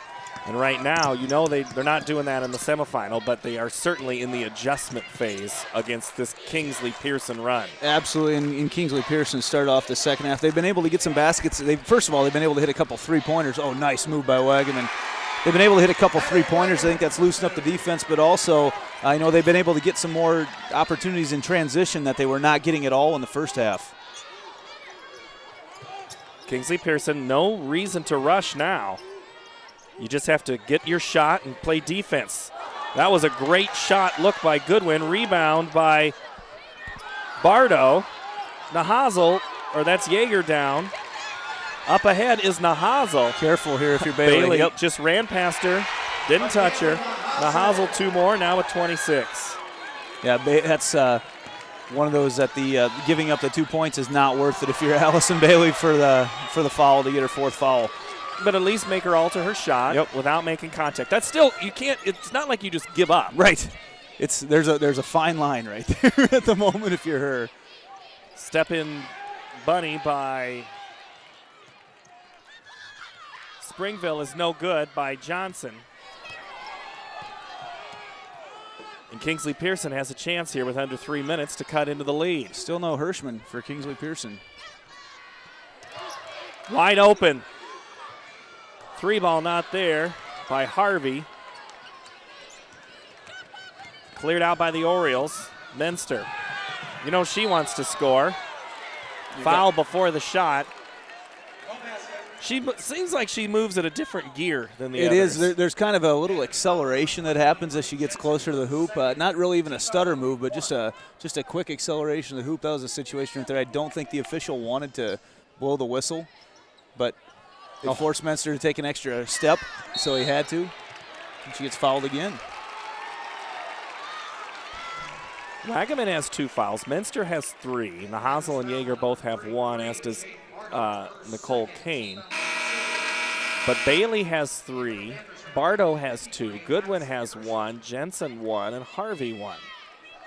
There's probably more whistles in that first half than we've seen in many of the games so far here at the state tournament. But kind of the nature of these two teams, very aggressive on defense. Nahazal gets the inbounds pass. And you know what? I think she'd be one of those, she'd be content if you just pass it to me and she pass off, because now she's getting double teamed every time she gets the ball.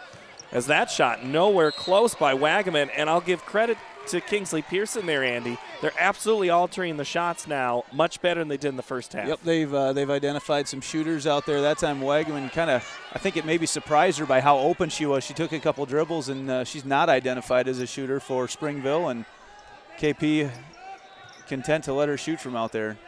Hirschman back in, pull up 10-footer, hits the side of the glass, and ripped away by Sammy Johnson and the Orioles. This quarter's gone very fast right now. It's probably even faster if you're a Kingsley-Pierson fan. Well, sometimes you might think it's going slow when you're down like this. But, man, all of a sudden, Springville has missed some shots. Oh, numbers up ahead for KP, but I don't think Goodwin saw. Just enough pressure defense in the backcourt. She wasn't able to get a good pass off. Bailey's 3 is off the mark. Rebound Johnson. Under a minute 30 to play in the third quarter. Menster pulls up, shoots. That was interesting because I'm not sure, as I look across the way, I'm not sure that was exactly the shot they wanted, and that early in the possession right now, especially up by 16. But, hey, if it falls, you're not going to argue, right? Orioles nice outlet. Orioles on a 6-0 run, maybe 8. That's all set up by Nahazal. Nahazal with a quick outlet. Just a nice touch to just lead Menster with a little bit of backspin on it. And just, you can tell those ladies have played a lot of basketball together. Very much on the same page out there. You run, put it where they're going to be, and hope the teammate's with you. And usually it is. Bartle tries to create. How many times have the Orioles cleared it without giving Kingsley-Pierson a second look at the basket? They've killed them on the boards today, absolutely killed them. And I don't know if we've got the offensive rebounding stat, but it's certainly not many if Kingsley-Pierson has many at all. Springville content to hold for 1. Bartle's frustration right there. Not sure that that's exactly how. Well, you know, at some point they're going to have to foul to get Springville on the free throw line here in the fourth quarter. So, yeah, you've seen it where teams will be down. They've only fouled 2, and it's 2 minutes, and they need to foul a whole bunch. Yep. Wagaman to inbound. Johnson makes a cut. Coming for the basketball is Menster. Stolen away, Kingsley-Pierson. Coast to coast with the most is Bree Jensen. Nice control by Jensen as she went down the middle of the lane, laid it up with her right hand. That ends the 8-0 run. Oh, nice move by Menster, can't finish. Kingsley step around. We've talked about the step through, but that was really a step around, kind of was able to clear the defender with it. 1 second shot, no good by Bree Jensen, and we played 3 quarters. Springville up by 16, quarter 4 when we come back. Hi, Ron here, head coach of Westside Auto Pros. When your car's on the injured reserve, you want to get it back in the game as soon as possible. I know that. That's why you need to bring it here to Westside Auto Pros. I have a team of experts that can fix almost every automotive injury. Whether it's a fractured joint, a brake, or if your car just got its bell rung, no problem. We can even do a complete physical on your car to make sure it's game ready for the entire season. So bring your car to Westside Auto Pros and we'll get it back in the starting lineup in no time. Hey, you guys are dogging it back here. Let's move it, move it, move it. Hey, it's annual enrollment for most Iowa HealthLink members. If you signed up in April last year, you can change plans or keep things the way they are. Have you heard about it? Yeah, I'll probably check out all the plans again. I'm thinking about switching. I just want to make some healthy changes this year. Who do you have? I'm staying with AmeriGroup. I get all the regular benefits plus lots of extras. Rewards for getting checkups and free Weight Watchers. Wow, that sounds great. I'm going with AmeriGroup too. Choose AmeriGroup. Call 1-800-338-8366 today. Hey. We talk about rebounds, Andy.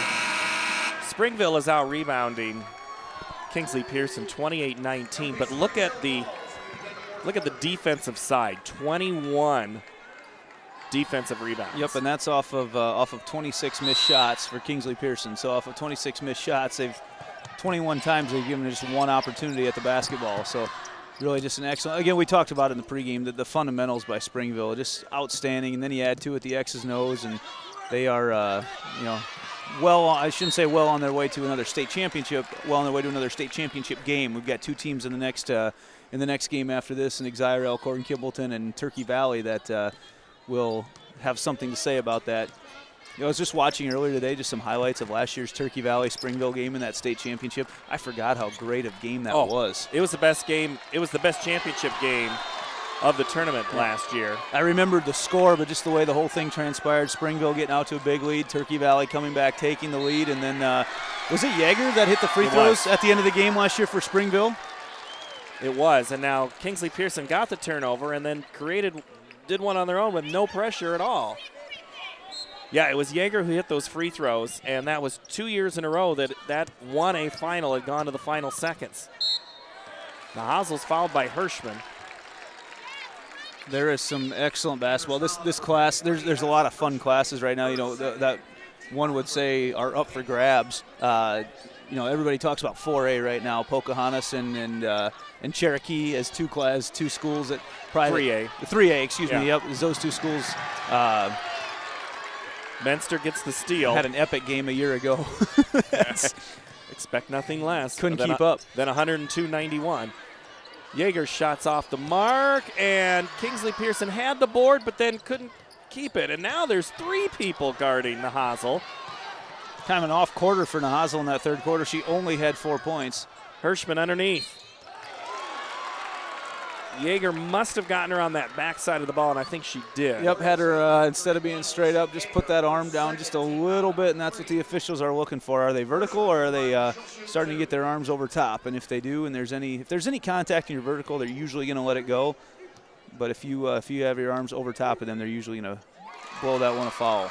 Hirschman has only scored free throws in this game. And that's a credit to Springville's defense. So, I mean, every time she's got the ball, she is just being harassed down there.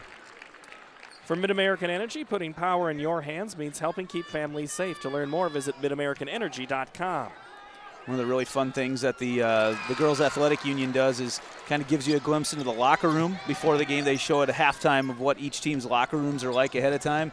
And one of Springville's things was they went around and talked to each of the girls about what their emphasis on the game was, and some of the girls said aggressiveness. That was an interesting part to me because that's shown today absolutely with the way that they play. And we'll try to get some of those programs that they put on. They'll be in-house video. We'll try to show some of those as we can, but I can't guarantee you're going to get them. That's going to be one of those in-house features that you'll be able to see. But that is something the union has tried. That's Gene Berger trying to show a lot more of the personality. It's also what we've tried to done on Iowa Public Television on those features. The 1A feature this year will be on Turkey Valley, and that is posted, I believe, already on our Facebook page of Iowa Public Television and also on YouTube. So if you want to watch that one. But right now it's Springville and Kingsley-Pierson. Great nice pass Nahazel. And all of a sudden Springville they have just been completely off the mark, and they've now dropped to only 52%. Only in air quotes, but they're still playing great defense. Yeah, their defense is outstanding. You know, one of the things, again, that the girls' union has done is really made this state tournament. If you come down here to the state tournament, we joke a lot, but it's like a casino in here. You can get lost. There's things to entertain you all day long, as between games, at halftime, the features on the scoreboard. They really make it an experience. They really make it something that you get a connection with some of these ladies because you get to learn more about some of their stories, and just such a well-run tournament that the union puts on. And there's no clocks. Yes. That's what always throws me off. No clocks, and you can't see outside. No. So. Springville had the rebound, but it was just too much of a lead to Menster. And it's back to the Panthers. Down 14 with 6:06. No mountain too high to climb for them. If Hirschman and Bailey get heated up. This'll or help. A three. Off. Just a moment by Harvey. Rebound, Kingsley-Pierson. Just watching on that rebound, Alyssa Yeager just absolutely cleared out the entire lane with her box out. Just she was not looking up. She was just looking to box out the entire time. Wagaman into Nahazl, back out. And now Springville, that's something they didn't do well in the third quarter, was pass the basketball. That's because KP was so good on their defense. Only allowed 12 points for the Orioles in that quarter. The shot won't go. Yeager is fouled by Bailey. Bailey thought she had her clean. You know, Yeager doesn't do a whole lot in the scorebook as far as scoring, but watch. I just taking a couple possessions to watch what she does out there. She's really, I don't know if you call her the defensive stopper, but she's everywhere the ball is, and she's constantly boxing out. I think they called that on Bardo. Okay. Oh, it was on Bailey. They called on Bardo first and then changed it to Bailey. Yeah, and as Yeager misses the first free throw, from focusing on food safety to promoting animal care, protecting Iowa's natural resources to enhancing the quality of life in their communities, Iowa pig farmers are doing it right. To learn more, visit iowapork.org. Yeager gets a second one. The lead's back to 15 as it's good. Ooh, extra pass there. Menster so good. Kane for Nahazl.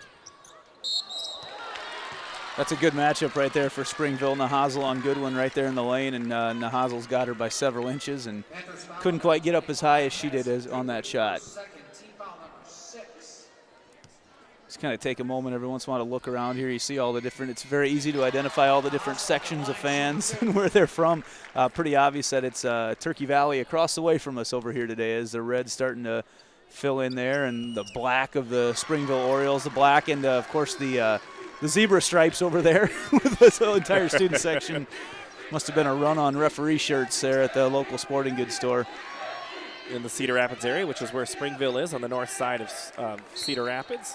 Kingsley-Pierson, more west, northwest Iowa, near the Storm Lake region. The Great Lakes, Iowa's Great Lakes, yep.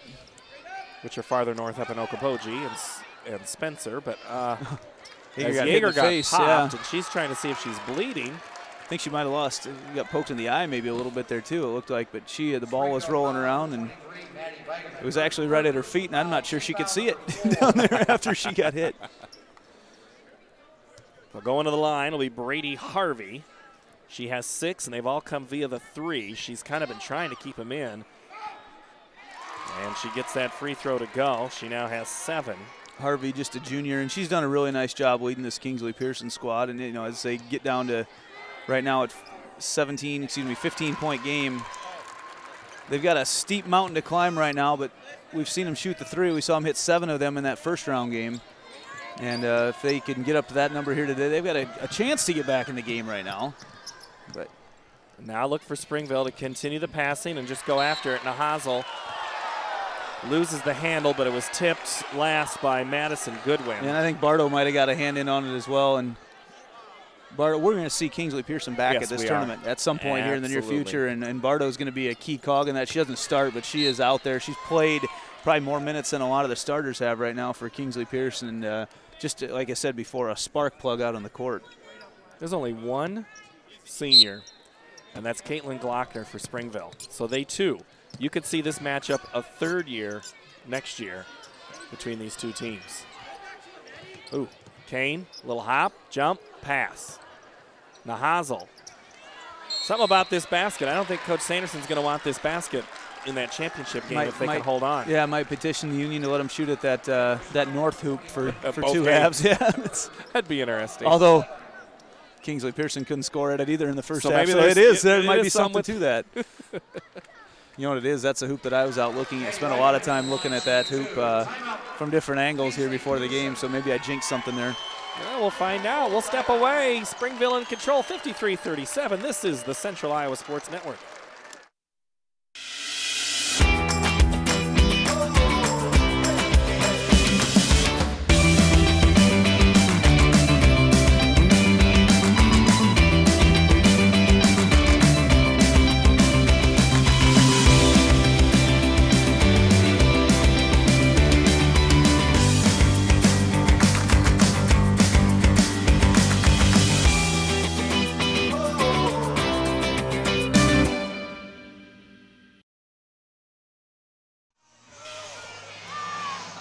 of stripes, Andy.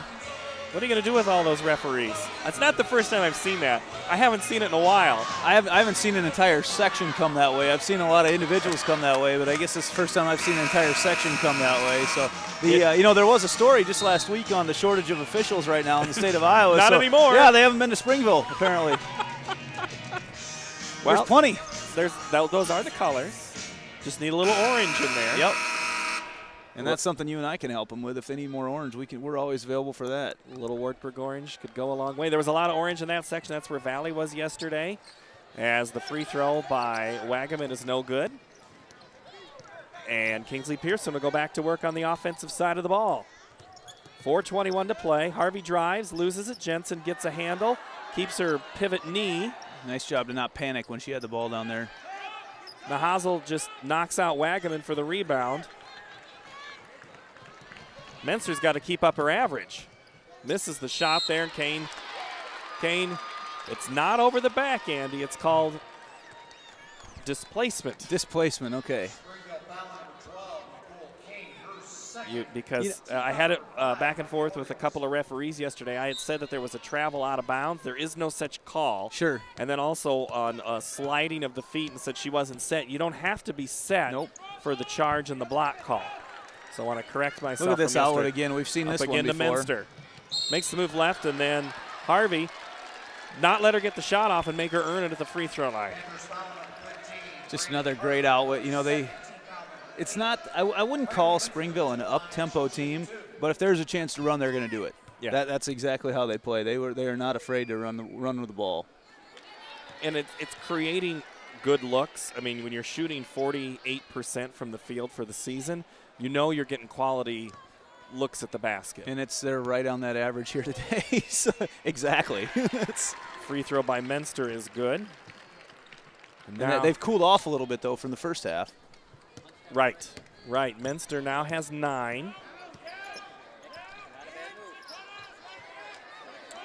3:42. Now you're starting to get into that. You got to go soon if you're Kingsley-Pierson. Yep. Nice backdoor cut. Hey, nice. You know what? Brady Harvey right there. That's a great job. She's given up probably 8 inches in there. She's only 5'3" amongst the land of the Giants, and she was able to put that. Oh, Nahazel, what a move. She couldn't finish, but she what got a them move. all to go in the first half. She can't get any to go in the second half. Jensen was trying to find Hirschman, and it was taken away Wagaman. Not only are you a good offensive team, you're a good defensive team. Excellent defensive team. Yep, they forced Kingsley-Pierson into 19 turnovers so far today. And now Springville's going to try to take a little air out. Up, or just under 3 minutes now. And leading 54-39. The score, 15-point game. It hasn't been any. I think did they get it down to 10 in the second half? They got it to 10, and then it was a timeout. Yep. And Springville, their biggest lead of the game was 21. As the free throw is good by Wagaman.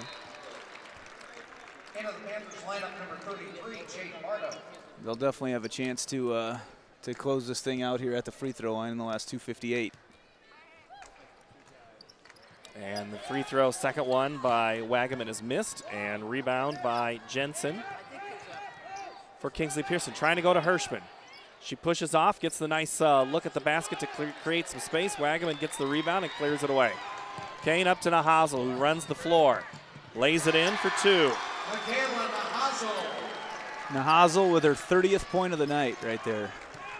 So she needs just 6 more to tie the 1A scoring record that was just set a day ago or 2 days ago. I think, did they get Kane with that foul there? Yep, so Kane. Pretty even on turnovers still. Kingsley-Pierson 19-17 there, and then that's something we'll hear about in the post game too, I'm sure. 17 turnovers. Yes. Yeah, when you win by whatever the margin ends up being in this contest, that's something that they'll work on clearing. Paul, though, been a part of a lot of games, coaching wise. There's 3 times that a win's a win. I mean, a lot of people would argue a win's a win whenever. And one of those times is in the playoff situation, and right now that's where we are. So you're not going to nitpick too much in a playoff win in a survive and advance type scenario. Bailey gets the deuce. The other 2 times, first game of the season and against a rival. Ooh, wow, that ball went slamming. Wagaman a little hurt here. She's a little ginger getting up. And so is Bailey. Bailey, I think, kicked that ball. We're going to see if we can see that replay again if it comes I up. think actually Here it is. Wagaman slapped it out of bounds, I think. That came hard off the board. It thumped the board there, knocked the IPTV table that they're getting ready for the announcers. BJ Shaben and Laura Leonard will have Class 1, 3, and 5A. Molly Parrott and Brad Wells on 2A, 4A. Beginning tomorrow at 5:30 on the pregame show. I'll be sitting up at the IPTV Sports Desk, which doesn't have the lights on yet. So when those lights come on, everybody in the arena knows it. That's true. You see it. Up there in the what do they call it? The Water's Edge, River's Edge. It's in the restaurant region up there. Yeah. They don't serve me up there though, so that's good. It's too bad. I've been able to sit up there before events before, and it is they do a nice job. Good food. When I've been up there, they set up buffet style and do a nice job. It's a nice, relaxing place to watch and to get in here early before an event in Wells Fargo Arena. Bailey can cut it to 14 if she can make this free throw. Bailey's had herself a real nice second half after spending most of the first half on the bench with 3 fouls. Nahazl now with 10 rebounds to go along with 30 points. It's a nice night. Yeah, that's all right. I believe they call that the double-double. Oh, Munster. Wow. Munster created that one. You know, we've talked about Nahazl so much right now, but Munster's up to double digits as well, and now Nahazl gets a steal. That's going to be it for Bailey.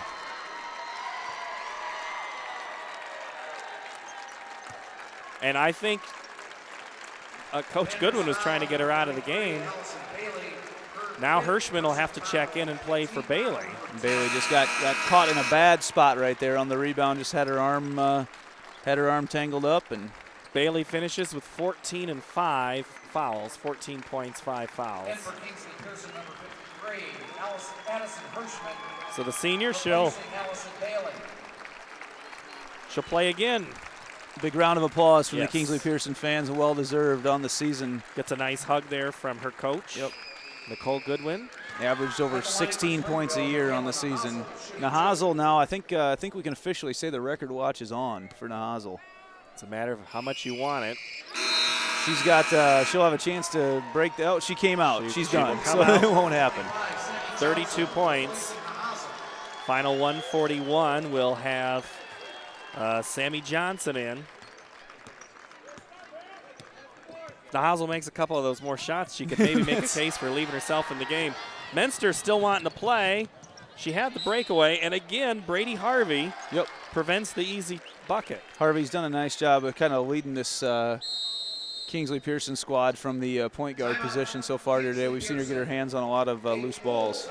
Kingsley-Pierson will take a timeout, and I imagine they'll make some exchanges on players. We'll play the final 91 seconds when we come back on the Central Iowa Sports Network.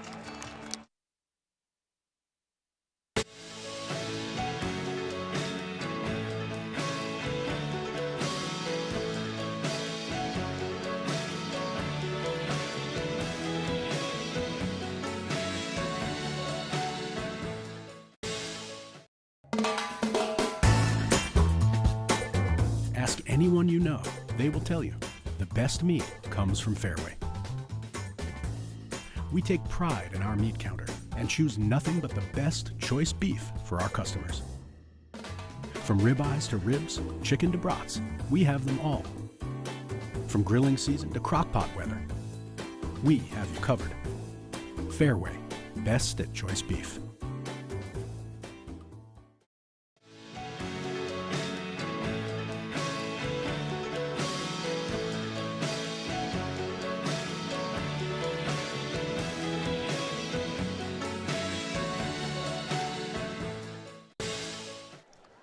Springville to inbound. Up on Kingsley-Pierson here. As the Panthers. That's going to be it for Jensen. And Jensen fouls out. She finishes with 8 fouls. Her 5th personal foul. Always shop Fairway's full-service meat counter for the best USDA choice beef, all natural pork and chicken. To learn more, visit fairway.com. Madison Worth going to check in, the junior guard for the Panthers. Just not their day today. You know, the two teams were in town Sunday night before they both played the 10 and 11:45 game on Monday. The Springville and Kingsley-Pierson both were at the Spaghetti Works restaurant at the same time. It's just one was coming out and the other was coming in, and Coach Goodwin said, one of the players says, hey, that's them, that's Springville. So they knew Springville was a team. They know them well, and they saw them. They're going to be seeing the long arms and the white jerseys in their sleep tonight. Hirschman gets the putback, and she's fouled by Yeager. So Addison Hirschman, an uncharacteristic night for her. She has 5 points, well under her and that's what the 19-point average. That's what the Springville defense does to you. They have, as so many top scorers in the state have fallen to this defense, they just absolutely harass you if you're identified as them as a threat. Hirschman's second free throw is good.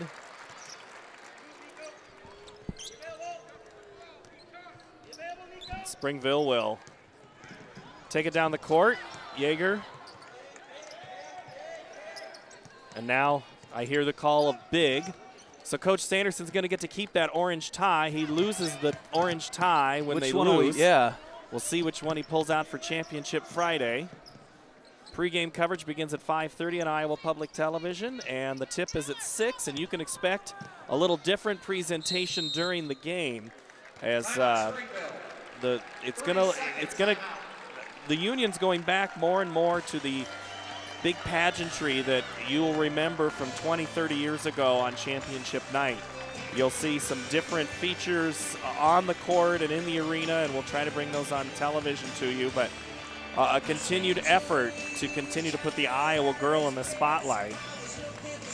Well, one of the things that I always enjoyed coming here, and we haven't seen, it doesn't seem like we've heard as many pep bands. They used to have jazz bands from different schools that would come and play for a good part of the day. That was always fun. And one of the traditions that I do really enjoy a lot too, I know you do as well, being a music guy as myself, is the national anthems being sung by so many different high schools that get represented doing that as well.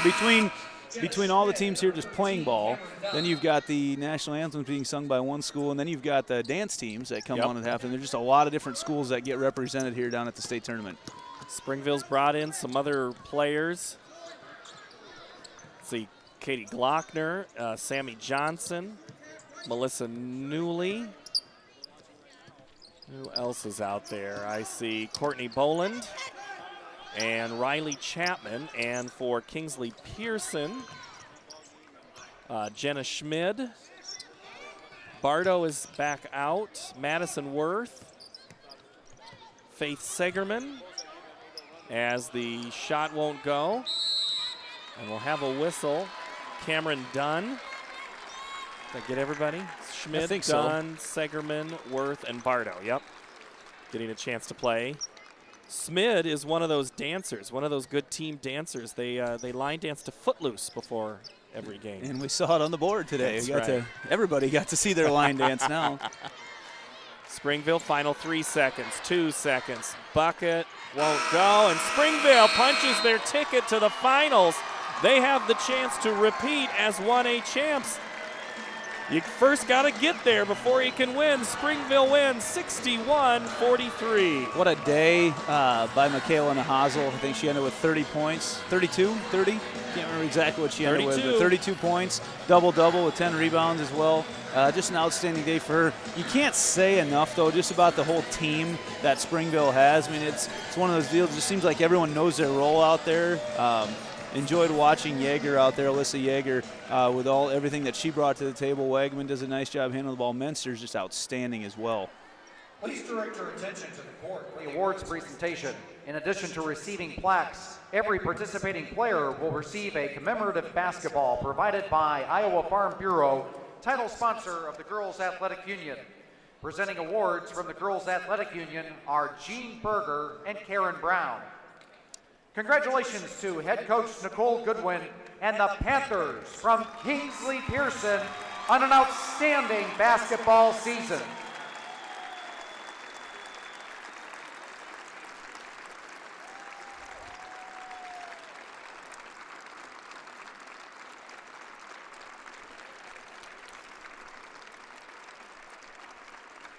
Springville fans, your team advances to the Class 1A championship game, where they will face the winner of the Exira Elkhorn-Kimballton versus Turkey Valley game coming up next on Friday at 6 p.m. When you shoot 47% from the field, you're going to win a lot of games. Well, and especially when you hold the other team to 27. And that's been the calling card of the Springville Orioles all season long, is how good they play on defense. And, today it's crazy, but they actually gave up more than their average on defense for as well as they played. But, again, just a fun team to watch. And they are, there's a reason they're the returning champs from a year ago. They brought back most of their team from last year, and they're very familiar with this territory right now, and these ladies know how to win. Well, let's take a look at some of the highlights. It was Michaela Nahazel early on in this contest. It was really a big-time performance by her. Kingsley-Pierson fell behind early 10-0, but Bailey tried getting them back in this ball game, but it was hard to do in that first half when she's sitting on the bench. Another one who was benched was Riley Minster because she had foul trouble, but in the second half she came back. Jensen up ahead for Kingsley-Pierson.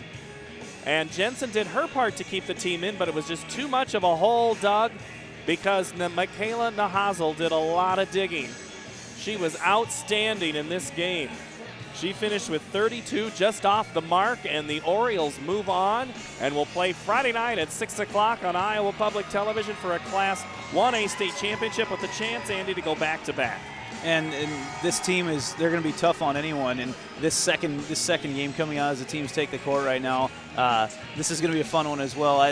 Watching this 1A basketball right now, there's so much talent out there. Each of these teams really has that one top scorer and everything. But what's interesting to see how everybody else steps up as well. We know Menster very much from Springville. We know Nahazel, but they've got everybody, again, like I mentioned before, everybody knows their role. They know what they're in there to do, and they just play so well as a team defensively that they're going to be tough on anybody. Now these teams coming up will have something to say about that, and we brought up the rematch possibility if Turkey Valley can come away with a second one. But we saw Exira Elkhorn-Kimballton the other day. They've got a lot of good players as well. It is going to take a monster effort by Turkey Valley. This is a very good Exira Elkhorn-Kimballton team. So Dar Danielson and you will have the contest here beginning at 11:45 as tip, but they'll be back in just a few minutes. Continue to watch us here on the Central Iowa Sports Network, CISN.TV, based in Iowa. Live web streaming for all of the quarterfinal and today's semifinal games. For Andy Pollock, Dave Mabel, Peter Tarpey, I'm Paul Yeager. Again, Springville advances to the title game with a 61-43 victory. So long for just a while.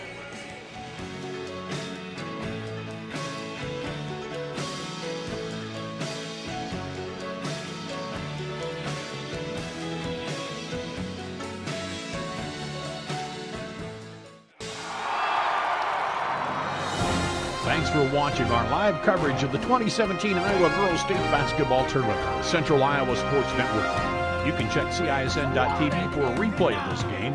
The free coverage of today's game brought to you on CISN by Mid-American Energy, CenturyLink, Atlantic Coca-Cola Bottling Company, and the Iowa Girls High School Athletic Union. That's all for now from Wells Fargo Arena in downtown Des Moines.